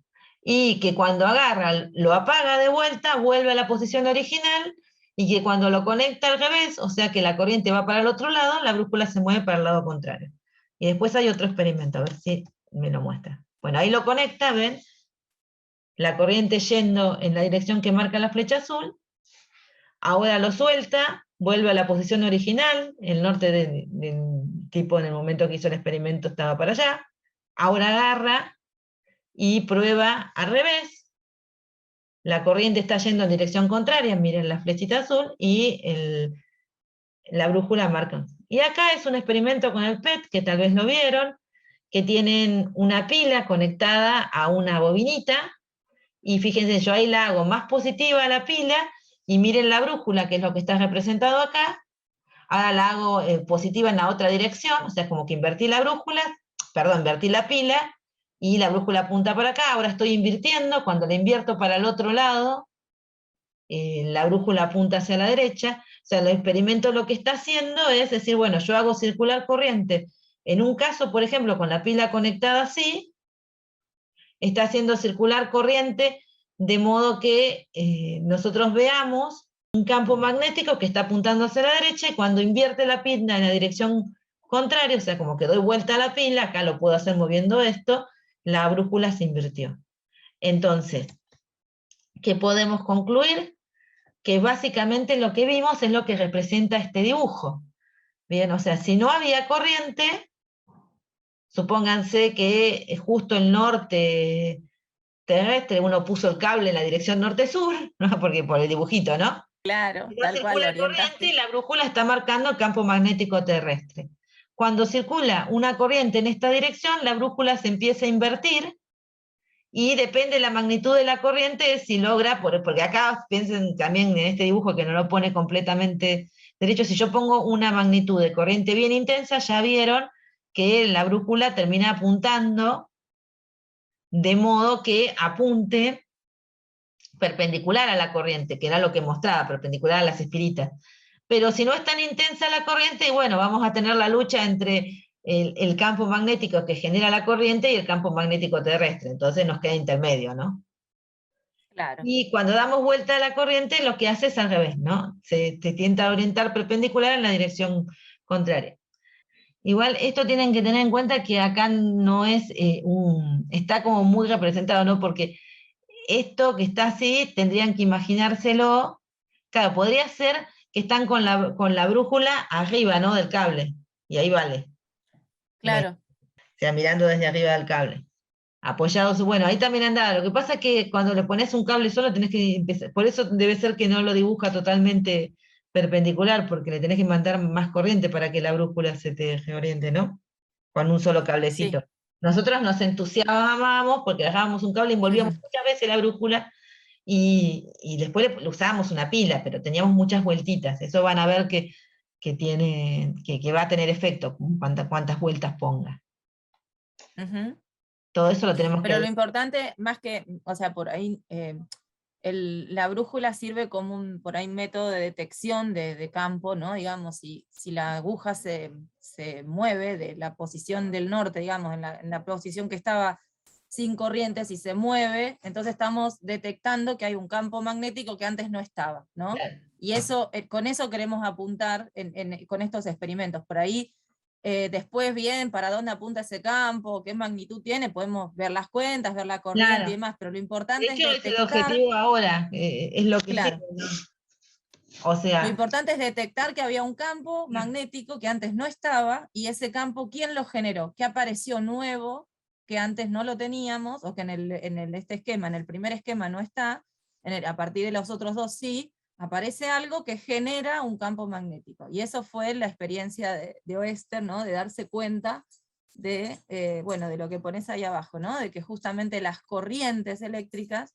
son fuentes del campo de inducción magnética. y piensen que eso es de 1820 y fue la primera prueba de que había una relación entre la electricidad y el magnetismo. Claro, Es tal lo cual. que abrió, fue el primer paso hacia la teoría del electromagnetismo, a la que estamos tratando de construir nosotros, digamos, siguiendo la historia. Bien. Tal cual. Entonces, esto dice, si una corriente genera un campo magnético, habrá que encontrar la ley que nos permita calcular el campo magnético generado por una corriente. Y una de las leyes que nos permiten hacer eso es la ley de Biot-Savart, que lo que nos dice es que si yo tengo, acá fíjense en el costado, tengo un cable por el que va una corriente, acá tienen I de L, acá tengo un punto P en el que yo quiero calcular el campo magnético, entonces lo que yo digo es, por este cable pasa una corriente I, ¿bien? Entonces elijo un elemento de corriente, un pedacito, y miro el campo que va a generar en este punto. Y después, obviamente, si quiero saber el campo total, tengo que sumar todos los elementos de corriente. Entonces, Claro. por eso estoy hablando de un diferencial de campo generado en el punto P debido a un elemento de corriente. La ley de Biot-Savart nos dice que el diferencial de campo en un dado punto generado por un elemento de corriente, que es I de L, es igual a mu0 sobre 4pi I de L, vector R versor sobre el R cuadrado. R versor es un versor que apunta del elemento de corriente y tiene sentido hacia el punto en el que quiero calcular el campo. Y el R es la distancia del punto en el que quiero calcular el campo y el elemento de corriente. O sea que yo podría definir, a veces lo van a encontrar como en vez de un R versor, un R vector acá arriba y un RQ abajo. Y eso lo que dicen es que estoy hablando de un vector R que va del elemento de corriente al punto donde quiero calcular el campo, con sentido del elemento de corriente hacia el punto donde quiero calcular el campo. Entonces, esta distancia es la que aparece acá abajo y el versor es del elemento de corriente al punto. Claro, entonces ahí de vuelta nos encontramos onda como cuando hacíamos por superposición la ley de Coulomb, ¿no? Tenemos que ver cuando queremos calcular el campo total en ese punto, que hay que integrar una expresión de esta y hay que reescribirla de modo que pueda ser la integral. Mu0 se llama permeabilidad del vacío, es algo que caracteriza magnéticamente al medio, en particular para el vacío, para un medio que no tiene propiedades magnéticas, vale 4pi por 10 a la menos 7 Tesla, ¿se acuerdan que Tesla era la unidad de campo magnético? Metro sobre amper. Y ahí les dicen que R versor apunta desde el elemento de corriente al punto donde queremos calcular el campo y R es la distancia entre el elemento de corriente y el punto. Observar que el campo generado por el elemento de corriente decae con la distancia como el cuadrado, o sea, parecido a lo que pasaba con la ley de Coulomb, ¿no? Y siempre es perpendicular al elemento de corriente. O sea que no podemos tener un campo magnético generado con una componente paralela a la corriente que lo genera. O sea, si tenemos, o sea, no puede haber componentes paralelas del campo magnético en la dirección y sentido, en la dirección de la corriente. Eso es por el producto vectorial que tienen acá. O Claro, sea, fíjense que B va a ser perpendicular al plano este donde están contenidos el elemento de corriente y el R, ¿no? Y el R claro, versor. si a ustedes les da un vector que puede llegar a tener una componente en la dirección en la que está el R versor o el diferencial de L, y bueno, tenemos un problema. Hicieron mal la cuenta. Claro, tal cual. Y fíjense que acá también pueden usar la regla de la mano derecha, pero ahora tenemos como 3 ejemplos. Ah, ok. No Yo te para preocupes. ver que ahí era el puntito en el P, que les da el Claro, puntito. sí. Regla de la mano derecha, ¿no? dale. Así practicamos. No, que claro, les dibuja, fíjense que en el punto, ¿quiénes no pueden ser paralelos? No pueden ser paralelos R versor, diferencial L con el campo, cualquiera de estos dos, o sea, el campo tiene que ser perpendicular al plano donde están contenidos R versor y el elemento de corriente, y el I diferencial L. Y si ustedes ahora aplican la regla de la mano derecha, colocando los dedos en la dirección de I diferencial L y los cierran en la dirección de R versor, fíjense que el pulgar les queda saliente de la pantalla, ¿no? Y ese es el puntito que aparece ahí en el punto P, ¿no? Que aparece un punto que identifica que el campo en ese punto es saliente del plano. Bueno, entonces, fíjense que si yo quiero calcular el campo del punto, dijimos que tenemos que integrar la expresión, y nos preguntan qué condición debería cumplirse para que el campo de inducción magnética en un punto sea 0. O sea, ¿cómo? Quiero cambiar la pregunta y no me sale, para no decir lo mismo. ¿Qué tendría que pasar para que no se genere un campo magnético? Fíjense de qué está dependiendo acá el campo, ¿no? Lo obvio, por ejemplo, es que no haya corriente, eso no, porque es la fuente. Claro, esa ya no vale, digamos, ya está, esa no. Pero ¿qué pasa con esto del ángulo del producto vectorial? Tiene que dar 0, por ejemplo. Sí, dijeron eso. Si el ángulo del producto vectorial da 0, claro, el campo es nulo. ¿Y ese ángulo 0 cuándo se daría? ¿En qué condiciones tendrías ángulo 0? O por decir, ¿dónde estarías calculando el campo? ¿no? Es una opción, es cierto. De hecho, lo vamos a ver ahora en un ejemplo, digamos, porque por ahí así en el aire como que cuesta. Ahora vamos a ver un ejemplo y vamos a ver que hay lugares donde justo hay una corriente, pero esa corriente justo ahí no genera campo. Pero fíjense que 0, 180, ¿no? siempre paralelos. Claro, eso pusieron en el chat, 0 Sí, ya y se están 180. acostumbrando, bien. Porque a veces nos pasaba que 0 y 180 nunca se acordaban, ¿viste? 0 y ya Tal cual. está. Bien. Entonces, acá de vuelta aparece, esto está relacionado con el ejemplo 4 de la práctica. No sé si... Entonces acá vamos a poner 5, espero no tener más errores de esto. Bien, entonces, tenemos que aplicar esta expresión. Miremos la espira, es esta cosita amarillita que pinta doradito. Bien, acá tienen dibujado el elemento de corriente, que es esta partecita rojita. Entonces tienen I de L. Aquí tienen el versor R, que va del elemento de corriente, apunta hacia el punto donde quiero calcular el campo, y en el título creo que era, acá está diciendo, quiero calcularlo en el centro de la espira, o sea que quiero calcularlo en este punto rojo en el medio. Bien, entonces, por eso el versor R apunta del elemento hacia el centro de la espira. Bien. Y puse ejes. Elegí el eje Z como el eje de la espira. Lo llamé, este sería el eje de las coordenadas cilíndricas, pero, o si quieren el eje de las polares, es cilíndricas porque ya te agregan el Z. Y este sería el tita. Le puse una prima porque como tengo en la fórmula un R, que no es el R de las coordenadas, sino el R de la fórmula, para no confundir al versor radial de las coordenadas cilíndricas, lo llamé R'. Entonces, usando coordenadas cilíndricas, puedo describir al diferencial de L como el módulo de DL en la dirección angular, en la dirección de tita.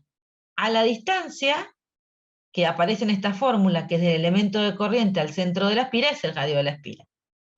Y el versor que aparece en esta fórmula, que apunta del elemento de corriente hacia el centro, es menos el versor R', llamé R', que es el versor de las coordenadas cilíndricas. Entonces ahora digo, bueno, quiero calcular el B en el punto 0, 0, 0.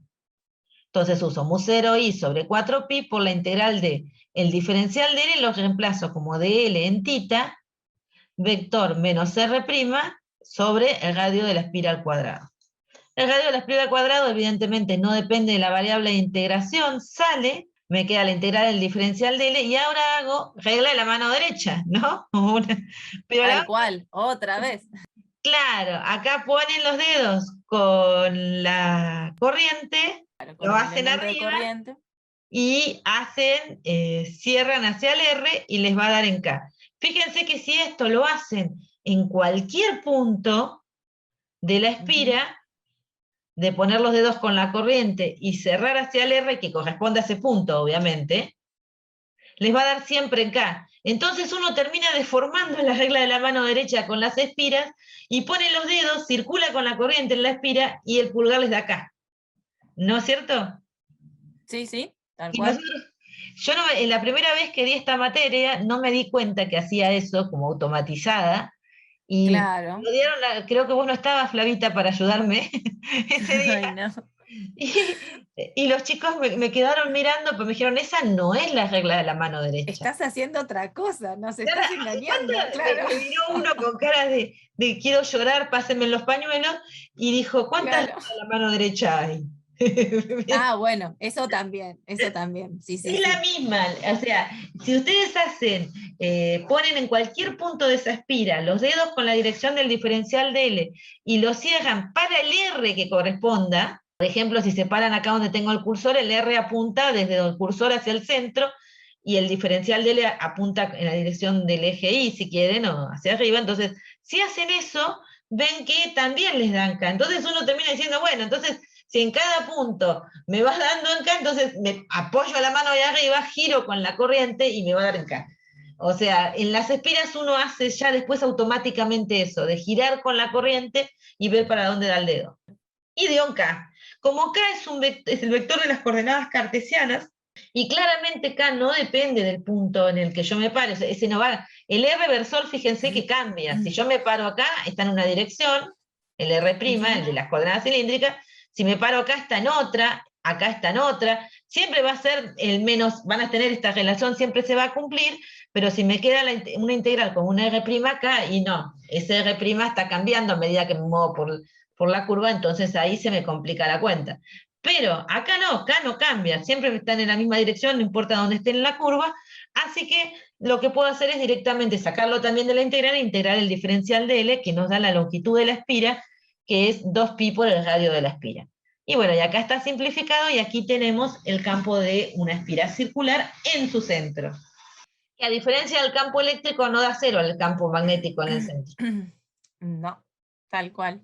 Sí. Acá se ve muy, muy bien el tema de que el campo es perpendicular, lo que hablábamos hace un ratito, ¿no? Por esta ley, el campo es perpendicular al plano, ¿no? Donde están contenidos el elemento de corriente y el R versor, ¿no? Justamente les queda en el eje Z, ¿no? En el eje bien perpendicular a la espira, ¿sí? Bueno, pero este era el caso fácil. ¿No es cierto? Este es el fácil. Que Tal está cual. en el problema 5, de hecho, pero creo que con cuentas. Después viene el caso difícil, ¿no? Quiero en el eje de la espira, pero no en el centro, lo quiero un poquito corrido, porque viste que nunca nos quedamos con... Y no, pero es que es muy aburrido, solo el centro. Claro. No, hagamos algo un Hay que poco más, ¿no? elaborar. Claro. No puede salir todo No gratis. nos podemos quedar solo en un punto nosotros. Entonces vamos por calcularlo sobre el eje. Y acá hay más cosas. La espira sigue siendo la misma. Sigo mirando este diferencial de L que está acá. Acá fíjense que tengo dibujado una parte de la flecha. Supongo que aparecerá el resto. Ese es el R versor, calculo. Llamé Claro. alfa este, porque en el libro original se llamaba tita, pero como quería usar tita para las coordenadas cilíndricas, lo llamé alfa. Bien. Entonces, en este caso, en este punto en particular, esta dirección va a ser la que represente R', esta va a ser la que represente tita, y esta la que represente al Z. Y Perfecto. si ustedes hacen, fíjense, si miran el diferencial de R, pero ahora de L, y ahora tienen que cerrar para el diferencial de L, van a ver que el campo magnético no les da todo en Z, les dan esta dirección. Claro.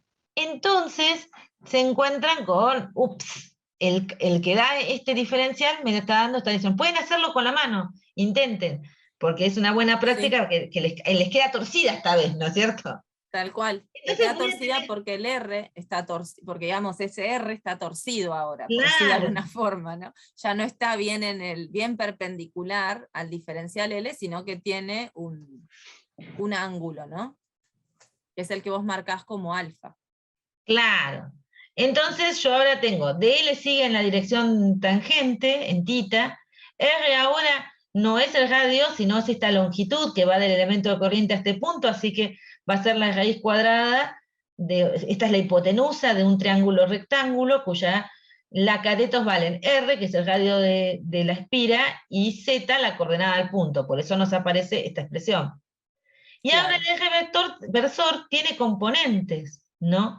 Entonces, si yo miro, puedo ver que lo puedo escribir, que tendrían que trazar acá así para ver que alfa también está acá, o este es el complementario, ¿no? Entonces, se dan cuenta. Sí. Entonces lo puedo escribir como la parte que está en la dirección del R', del versor radial de las coordenadas cilíndricas, apunta hacia abajo, ¿bien? Contrario, entonces me queda menos seno de alfa en R', y coseno de alfa en K, que sería la parte...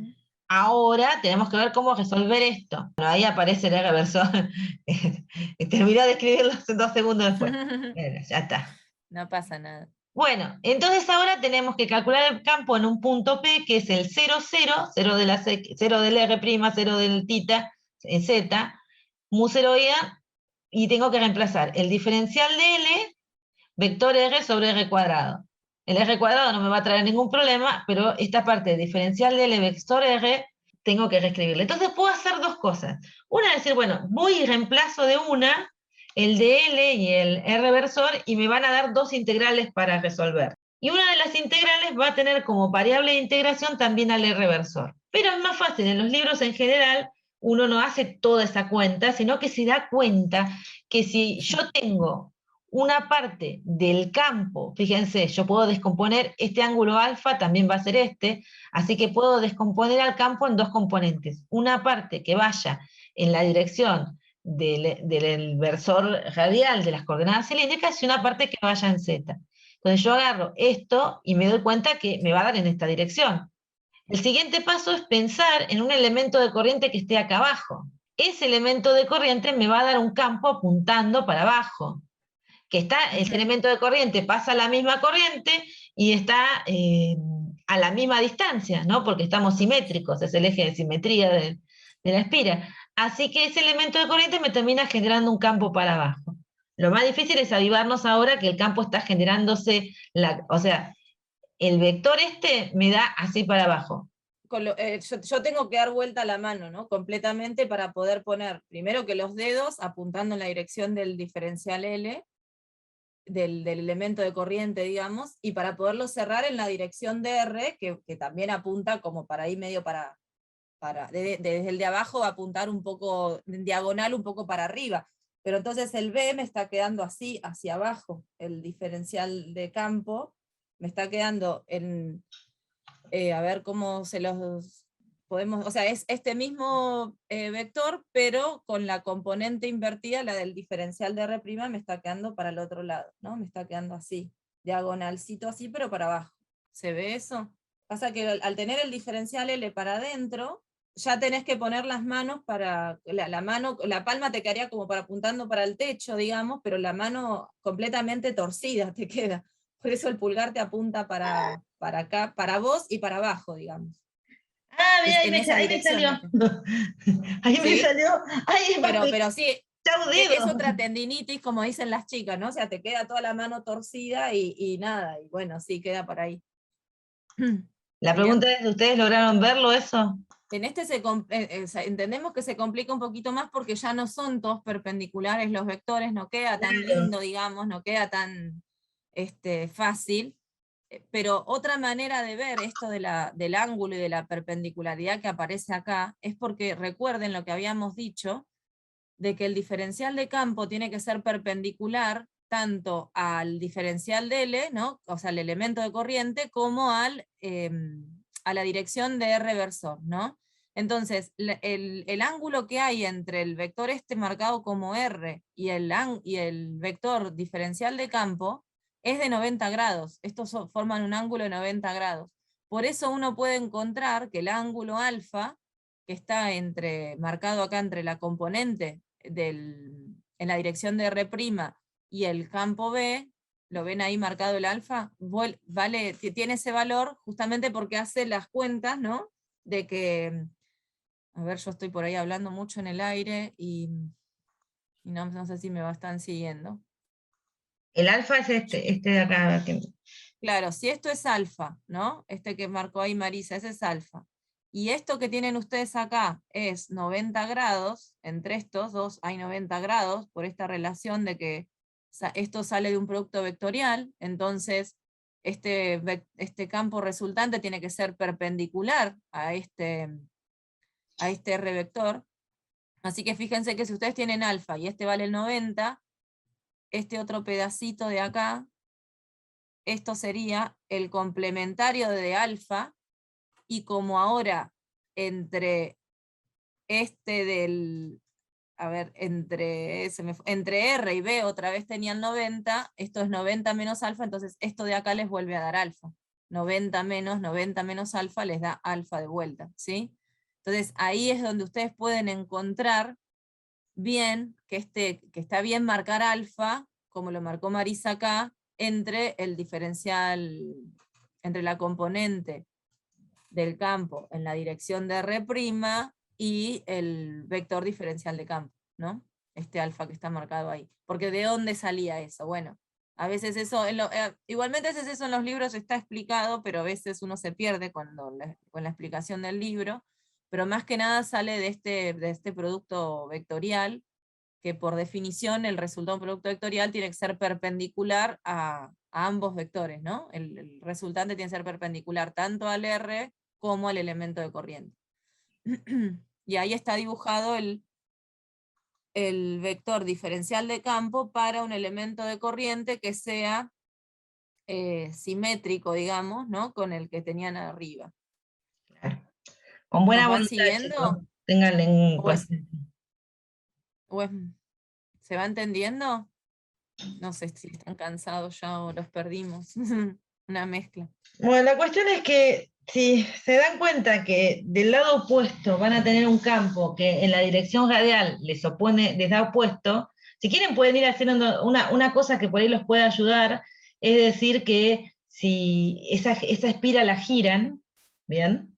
Ese análisis que hicieron para este punto, vale para cualquier punto, o sea, lo pueden girar y ver que les da lo mismo, digamos, o sea, que gira todo, giramente, entonces dice, bueno, pero la espira es la misma, digamos, la corriente está dando vuelta ahí, entonces girar la espira es equivalente a seguir mirando lo mismo, entonces, por esa simetría que tiene, terminó diciendo que este lado y el lado que está abajo tienen que hacer un campo que lo único que gira es la componente que está en la dirección radial. Entonces esas dos componentes se anulan.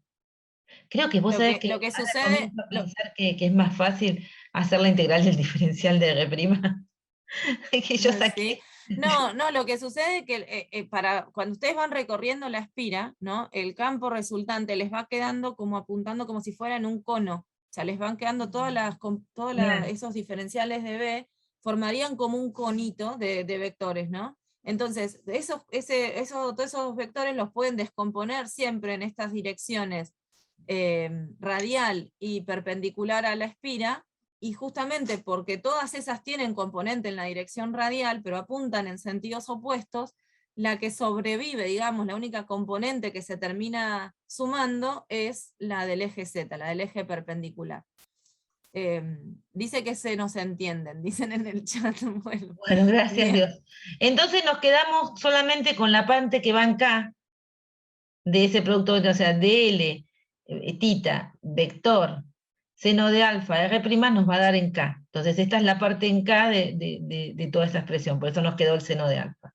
Claro, como ya sabemos que queda la K, la componente en la dirección de Z, listo, calculamos solo esa. Claro, Pero la guarda otra que no la todos estos calculamos. argumentos tienen que aparecer si ustedes tienen que hacer esto, ¿no? Esto de Sí, que si se no les la otra anulan es, las otras componentes.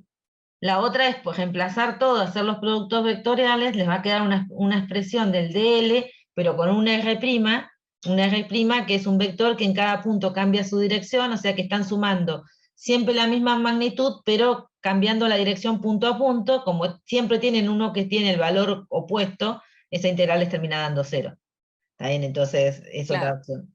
Pero la cuestión es que con esta construcción pueden descartar las componentes radiales y se quedan solamente con la K. Lo que suelen hacer los libros es directamente hacer este dibujo, decir que solamente les va a quedar lo que está en Z, entonces dicen, bueno, de la expresión que tengo acá me quedo con el módulo y lo multiplico por el seno de alfa que me da la componente en Z. Eso por ahí es la forma más fácil para ustedes.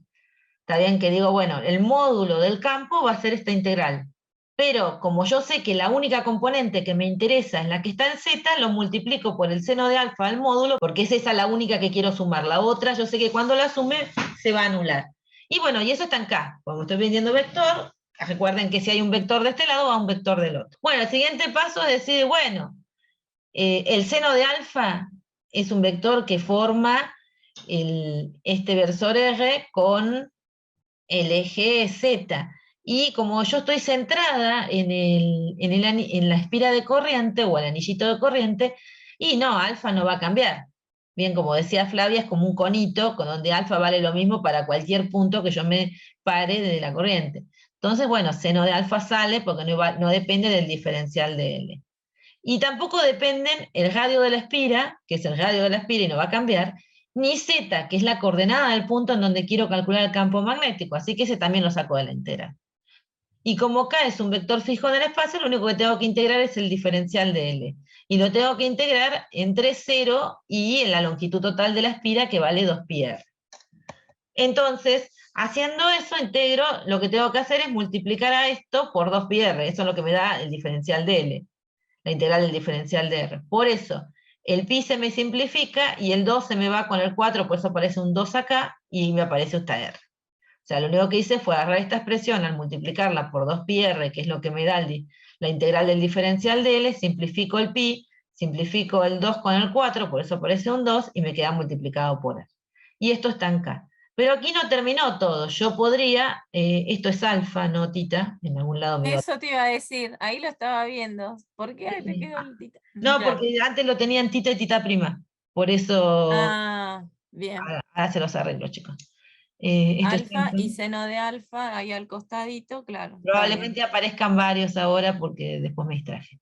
Bueno, entonces el seno de alfa lo puedo reescribir en función de datos del problema, como puede ser la coordenada del punto y el radio de la espira. Entonces, ¿cómo hago? Digo, bueno, el seno de alfa es el opuesto, que es el radio de la espira, sobre la hipotenusa, que es la raíz cuadrada de r cuadrado más z cuadrado, o sea que es el r, ¿no? La distancia del elemento de corriente al punto donde estoy calculando el campo. Entonces reemplazo el seno de alfa en esa expresión, entonces me queda mu0 y r lo sigo teniendo. Cuando reemplazo el seno de alfa me aparece un r más, por eso aparece el r cuadrado. El 2 lo sigo teniendo, yo esto lo tengo a la 1, multiplicado por esto que está a la 1 medio, me queda la 3 medio. Bien, entonces ahí tengo el campo sobre el eje de la espira, que nos dio más trabajo, ¿no?, que el otro campo. Acá, abajo, acaba de aparecer cómo es el campo si no estuviéramos en el eje. Fíjense que la expresión que tengo es la que corresponde, ahí la flecha nos está indicando que la presión que acabamos de calcular es para puntos sobre el eje de la espira. Bueno, tal vez no se estén dando cuenta que esto es una espira, ¿no? Vamos a empezar. La cosita roja esta, que aparece acá como una línea, es como mirar la espira de costado, ¿no? Entonces lo único que vemos es una línea. Acá está dibujada la corriente en la dirección que circula, así que acá está saliente la corriente, por eso hay un punto, y entrante acá, que eso tiene una X. Entonces, esto sería como haber puesto la espira que la estábamos mirando medio al frente, la pusimos de modo que ahora la vemos de costado, ¿no? Entonces la vemos como una línea. Entonces, la línea esta que se marca acá, en el medio, que es la que está marcando, apuntando la flecha azul, nos da la expresión del campo, nos serviría la expresión del campo que calculamos sobre el eje, ¿no? Fíjense que si yo elijo z igual 0, que es estar en el centro, me queda la expresión que obtuve antes, ¿no? Z igual a 0, me queda r cuadrado a la 3 medios, me queda r cubo, que se simplifica con este r cuadrado, y me queda la expresión que tenía antes. Claro. ¿Sí? Entonces esta expresión me vale para todo a lo largo del eje de la espira, o sea, pasar por todo a lo largo, por el medio de la espira. Ahora, si me alejo del eje, las flechas estas que tenemos representadas acá, nos están indicando que si me alejo del eje, la cosa se va a complicar y que probablemente tenga que calcular punto a punto el campo, que ya no tenga una expresión media genérica como acabamos de lograr. Recuerden que nos pasó lo mismo con el campo eléctrico, ¿no? Cuando calculamos el campo eléctrico en el eje de un anillo, nos dio general para el eje, pero después cuando salimos del eje dijimos, esto se complica. Y acá están dibujados el resto, cómo darían las líneas de campo, si ustedes se pusieran a calcular en otros puntos. Y acá está lo que solíamos hacer en clase, que era tener una espirita. Esto lo que tienen es una plaquita de acrílico que está agujereada, entonces hacen pasar un alambre con forma de espira circular. Ustedes están viendo por detrás, es media transparente, se ve la parte que está por detrás, acá va la que está al frente, y esto sale un alambrecito que se conecta a una fuente, así que estamos haciendo circular corriente. Y las limaduras de hierro nos indican cómo serían las líneas de campo. Y si miran, hay una analogía, cuando están por el centro son bastante rectas, y cuando nos vamos acercando a la espira, empiezan a ser más bien circulares, se empiezan a desviar. Claro, está buenísimo. Este dibujo se condice con lo que nos daría una experiencia media trivial para ver más o menos líneas de campo. Claro. Yo en el esquemita ese, Mario, hubiera dicho que la mirabas de arriba la espira, más que de costado, ¿no? Ah, está bien. Por el tema de esto, que la corriente arriba, ¿no? Sale y entra, como que de arriba me quedaba mejor explicar lo que... Sí, pero bien. A mí me gusta explicar lo difícil, para eso estás vos. Claro. Yo digo, bueno, ella la quiere ver de costado, está bien. No, sí, yo soy media de costado. Bien, entonces... No, pero para el esquema que tenemos arriba, con los chicos me parece más fácil de arriba, que lo ves justito, pero... Y acá tenemos una pregunta que suele aparecer en los parciales. ¿Cuál sería la fuerza sobre una partícula cargada que se mueve a lo largo del eje Z? Y está la respuesta. Y ya te apareció la respuesta. Bueno, este va con Yapa, este es con Yapa porque ya estamos en recreo, digamos. Entonces Claro, vamos con ya estamos Yapa. casi llegando al recreo. Es nula, dice acá, y bueno, yo entonces podríamos preguntar por qué, ¿no? Ya que ya sabemos. Claro, si se dan cuenta que está bien o no, que se anula, eso sería ¿Cuál buenísimo. sería la justificación de por qué es nula? ¿Se acuerdan cómo se calculaba una fuerza sobre una partícula cargada que se mueve en presencia de un campo magnético? Hoy lo usamos al principio de la La clase. velocidad y el campo van a ser paralelos. Claro, y ¿se acuerdan? Bien, Que la fuerza era la carga, la velocidad, vector del campo, así que si la velocidad y el campo son paralelos, la fuerza es cero. Bueno, sí. generalmente se lo suelen hacer y hacen 5.800 cuentas cuando simplemente poniendo eso, lo que acaba de decir, no sé tu nombre, pero Adela. Adela, alcanza para como justificación. Ponen la expresión de la fuerza y dicen como V y la velocidad de la partícula y el campo son paralelos sobre ese eje, entonces en ese momento, cuando está sobre el eje... Y nos pueden preguntar qué pasa si tengo una bobina plana de n vueltas. Una bobina plana de n vueltas podría ser eso, ¿no? Como que hacemos un arrollamiento, pero lo dejamos aplastadito a la cosa. Entonces, bueno, ¿qué pasa si tengo eso? Primero ahí nos muestran las líneas de campo. Si lo ven, cuando tenemos muchas más espiras, las líneas de campo están como mejor definidas que cuando tenemos una sola. Que estén mejor definidas con las limaduras de hierro, lo que nos está diciendo que el campo es un poco más intenso, entonces nos permite ver mejor las líneas, las alinea mejor a las limaduras de hierro. Entonces, ¿qué hacemos si tenemos n vueltas? Lo primero que nos tenemos que plantear es ¿cómo es ese arrollamiento? Yo lo que digo es que es plana o aproximadamente plana, o sea que las quiero arrollar muy pegaditas. Entonces, ese ancho L que tiene el arrollamiento que está marcado acá, yo voy a pedir que para poder hacer una idea de que está aproximadamente plano, que es mucho menor que el radio de la espira. Si eso fuera cierto, en este dibujo no es tan cierto, pero si fuera cierto, que puedo decir que están tan arrolladitas, tan chatitas, que puedo despreciar el ancho del arrollamiento respecto al radio de la espira, entonces lo que yo puedo pensar es que todas esas espiras respecto del punto donde yo quiero calcular el campo están más o menos a la misma distancia. Si están entonces más o menos a la misma distancia, entonces lo que tengo que hacer es sumar el campo de todas las espiras, suponiendo que están todas a la misma distancia. Y esa es la cuenta más fácil, porque lo que hago es, tengo n espiras, todas hacen el mismo campo en ese punto, entonces tengo n veces el campo de una espira. Pero eso vale nada más si yo puedo suponer que este L es mucho menor que el radio de la espira, o sea que está muy aplastada la bobina plana, digamos que es una bobina prácticamente plana comparada con el radio.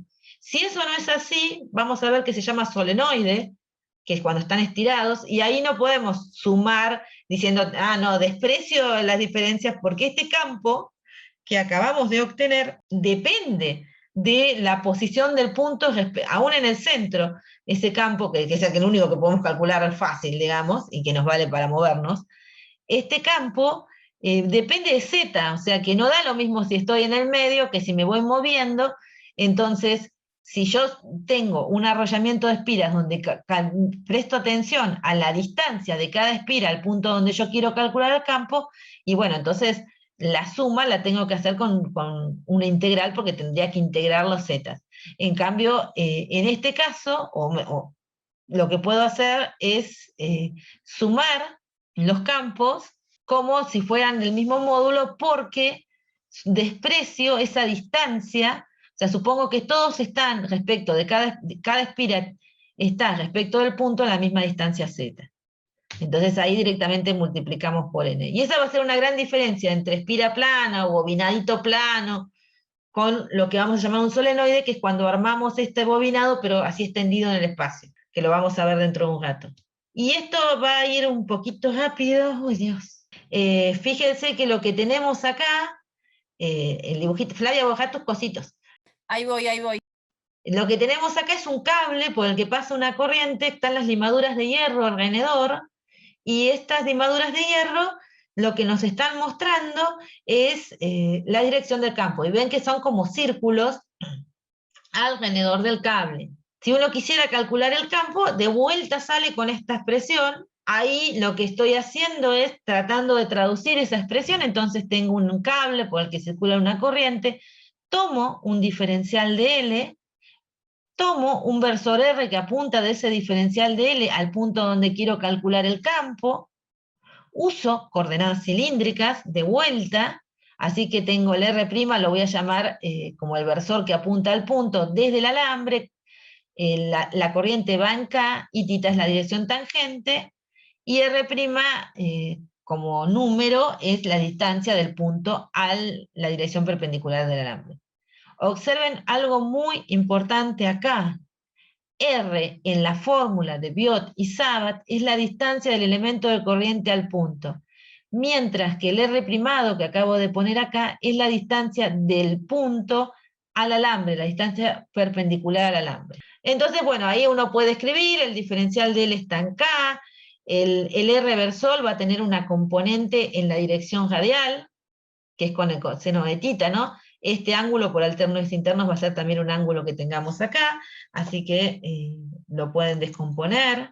Entonces acá tienen este ángulo, es también, perdón, bueno, este también es θ. Entonces si este es θ, Claro. hacemos el coseno de θ, nos queda en la dirección radial, y el seno de θ nos queda en K. Bueno, habiendo hecho eso, bueno, no lo llamemos θ, pará. Porque... Porque θ es el vector que... Y ponerle θ' al de la coordenada, ¿o no? Y pongámosle θ' a la coordenada, que creo que va a ser más fácil. Claro. Porque ya veo que tiene θ todo, recién ahora me doy cuenta. Bien, entonces lo que tenemos que hacer es reemplazar todo ahí, ¿no? El diferencial de L y hacer el producto vectorial con el R. Y el R cuadrado, que es la distancia del elemento de corriente. Bueno, fíjense que cuando hacemos el producto vectorial tenemos K vector R', que nos va a dar en θ', bien, en la dirección del vector Claro. coso, y después tenemos K vector K que da 0, o sea que este me queda una sola integral, por suerte, ¿no? O sea, esto es el resultado de este producto vectorial, nos queda dl coseno de θ, K vector R' que nos da θ', y K vector K nos da 0. Así que ya está. Pero no saqué el R cuadrado. ¿Por qué no saqué el R cuadrado? Porque cuando yo integre a lo largo del alambre, esa distancia del elemento de corriente al punto va a cambiar. No es como con la espira, que varía siempre lo mismo, el radio de la espira, ¿no? O sea, o era la distancia, yo me moví y como estaba sobre el eje de simetría de la espira, me valía siempre lo mismo y no lo podía sacar. Bueno, acá no puedo sacarlo. Porque acá, si yo me paro acá, tengo un R, una distancia, y si yo me paro un poco más abajo tengo otra, así que no puedo. Entonces acá viene el truco de decir, bueno, ¿cómo reescribo? Porque evidentemente, si yo me muevo a lo largo del alambre, me cambia la distancia del diferencial de L al punto, me cambia el ángulo, y evidentemente me cambia el diferencial de L. Entonces, ¿cómo hago con esto? Porque son tres cosas que están cambiando. Bien, se me está complicando, ¿no? Entonces digo, bueno, la tangente de θ, bien, la tangente de este ángulo, va a ser la coordenada z del punto respecto, o sea, la distancia z, que sería el opuesto a θ, sobre R'. Si yo hago el diferencial, Sí. sí, acá este de L lo llamé, sería de Z, ¿no? De Z ahora, porque estás integrando, Sí, sí, sí. perdón, porque es paralelo al eje Z, digamos. Sí, sí, sí, sería de Z, pero acá tenemos un error. ¿Por qué? Mirá que lo miré. O capaz que cambié para que se fuera más fácil, y cuando cambio para ser más fácil lo hago más difícil. De Z, bueno, el diferencial de la tangente de θ nos queda la secante cuadrada de θ, diferencial de θ. Recuerden que la derivada de la tangente es la secante cuadrada. Y después del otro lado nos queda diferencial de Z sobre R', donde R' es la distancia perpendicular del punto al alambre, y esa no está cambiando. Por eso no lo tomé. Y bueno, de ahí a dl lo puedo despejar, que sería de Z en realidad. Podría puesto dl a todo y me complicaba menos, ¿no? Lo puedo Sí, despejar. capaz que era, claro. Y ahí sigue, ¿no? El coseno de R', porque tengo que reemplazar el coseno también, ¿no? Porque hay que reemplazar, lo que estamos haciendo es reemplazar todas las variables que cambian a medida que nos movemos, que integramos a lo largo del cable, las tenemos que expresar en función de una única variable para poderla integrar, porque si cada una cambia, pero no sabemos cómo, no podemos integrarlo. No convenía llamarla de Z, ¿no? Acá, porque si bien es de Z, o sea, porque íbamos a reemplazar esto es de Z. Eso sería, podés llamarlo de Z, ¿sí? ¿Por qué decís que no te conviene? A ver. Ah, sí, sí, conviene. Lo noté de arriba. Bien, entonces, ¿qué tenemos? Nosotros podríamos dejar esto en función de R', secante cuadrado de tita, y después el coseno de tita es R' sobre R, entonces R lo puedo despejar, que era otra cosa que variaba en función de R', y el coseno de tita. R' dijimos que no cambiaba, el coseno de tita sí. Y ahora vamos y metemos todo en la integral. Eso no era tan fácil, pero van a ver que se va todo. Porque, ¿qué pasa? Esta R' secante cuadrada de tita en realidad lo puedo escribir como R' sobre el coseno cuadrado de coseno. Claro. Bien, entonces cuando reemplazo Sí. el de Z, que es de L, no sé qué, vamos a poner acá, de L, bueno, a grosso modo, cuando reemplazo el de L, que lo puedo reemplazar por R', coseno cuadrado de tita. Al coseno lo dejo, entonces me va a simplificar un coseno, pero después me va a aparecer el R cuadrado de acá, o sea, estoy reemplazando esto también. Si quieren, lo más fácil para no acelerarlos muchos es ver que reemplacé esto acá, ¿bien? Claro, ahora con El cuidado coseno de hay que ir tita no lo reemplazando todo. toqué, esta expresión de acá lo metí acá, ¿bien? Y simplifiqué. Y me quedó esto. O sea, como el secante cuadrado está relacionada con la coseno cuadrado, y al R lo reemplacé como función del coseno cuadrado, al final se simplificaron cosas, y me quedó el coseno de tita sobre R'.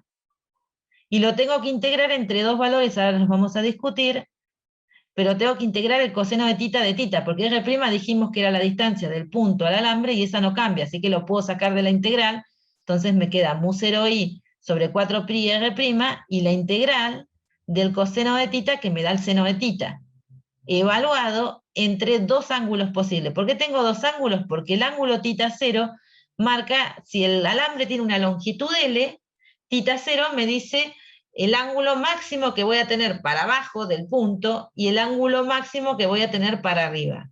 ¿Bien? O sea que sería... Ahí vería los extremos del cable, digamos. Claro, ¿hasta dónde llega tita? Tita es cuando ustedes se van moviendo para acá abajo, el ángulo que miden respecto a esta línea se va haciendo cada vez más grande. Bueno, si están en la punta del cable, por ejemplo acá, en ese punto yo trazo la línea y obtengo tita 0. Y hago lo mismo para arriba y obtengo el otro tita 0.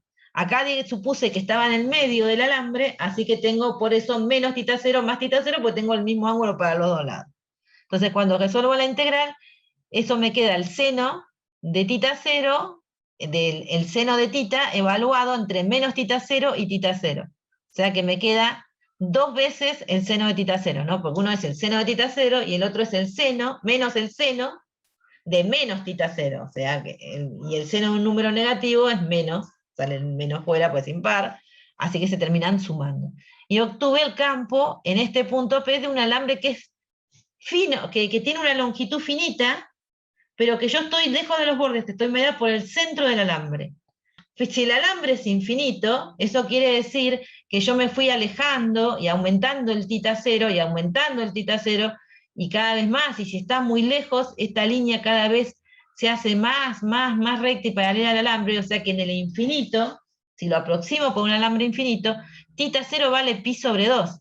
Así que nos termina quedando esta expresión para el campo de un alambre. Y ese sería el campo, bueno, primero, esta sería la expresión del campo de un alambre. Podemos ver que cumple lo que mirábamos en las limaduras de hierro, porque fíjense que da en la dirección tita prima, eso arreglando las cosas nos olvidamos de arreglar la tita prima, que nos da la dirección tangente, digamos, a esa dirección que va en cada punto. Si uno agarra el eje siempre va para tangente, y acá justo por la dirección de la corriente les da entrante en la pantalla, y si van tomando distintas posiciones les va a dar tangente una circunferencia. O sea, esto lo podemos votar sobre sí mismo y ver que el análisis que hicimos para este punto vale para cualquier punto que esté sobre una circunferencia centrada en el alambre, así que, bueno, uno al final dice, bueno, este análisis me costó mucho, pero al final vale para cualquier circunferencia centrada al alambre, y si el alambre es muy largo,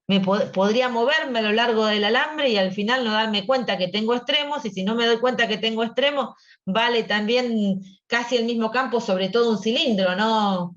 Concéntrico. Tal cual. Entonces decís, bueno, buenísimo, ya sé información del alambre, del campo de un alambre. Es un campo que es tangente a circunferencias centradas en el alambre, como me mostraban las limaduras de hierro, y sobre esas tangentes, sobre esas circunferencias vale lo mismo, es uniforme. O sea que yo hago circunferencias alrededor del alambre y el campo me tiene que valer lo mismo y ser tangente a esa circunferencia, o sea, valer lo mismo el módulo y va a tener el mismo, eso quiere decir valer lo mismo, no va a valer el mismo módulo. El mismo módulo. Va a tener una dirección que siempre es tangente a la circunferencia, y el sentido, chan, cha, chan, que lo da la regla de la mano derecha, porque hicimos la cuenta acá con la regla de la mano derecha, en los alambres uno lo que hace es, para no hacer toda la cuenta de Biot y Sabat y sacar para dónde tiene el sentido, es poner la mano de modo que el pulgar coincida con la corriente y para el lado que circulan los dedos nos da la dirección del campo. Es un truquito para no tener que hacer toda esta deducción para llegar a la dirección. Ahora vamos, ahora descansamos un gatito hasta las 11, y lo vamos a retomar, el campo de un alambre, pero no con la ley de Biot y Sabat, que ya ven que da trabajo, sino lo vamos a hacer con una ley que es mucho más fácil. O sea, que necesitamos la otra ley que usamos para calcular campo. O sea, vieron que les habíamos dado calcular el campo en el campo eléctrico por superposición de cargas puntuales y nos llevaba un trabajo bárbaro, parecido a esto, ¿no? O peor, este es peor, digamos, porque encima tiene la regla a la mano derecha. Y después dijimos Gauss y dijimos, wow, esto es la clave, pero anda en algunas cosas nomás. Bueno, acá nos va a pasar lo mismo, vamos a ver una ley que nos va a permitir calcular el campo en algunas cosas que son muy sencillas, pero en otras no. Entonces, el campo acá, recuerden lo que se ve en pantalla, que es eso, que es circulante, como muestran las limaduras de hierro, y va a depender de la distancia, decae con la distancia, con 1/r. Esta expresión la vamos a volver a obtener. Les libero para que tomen un descanso.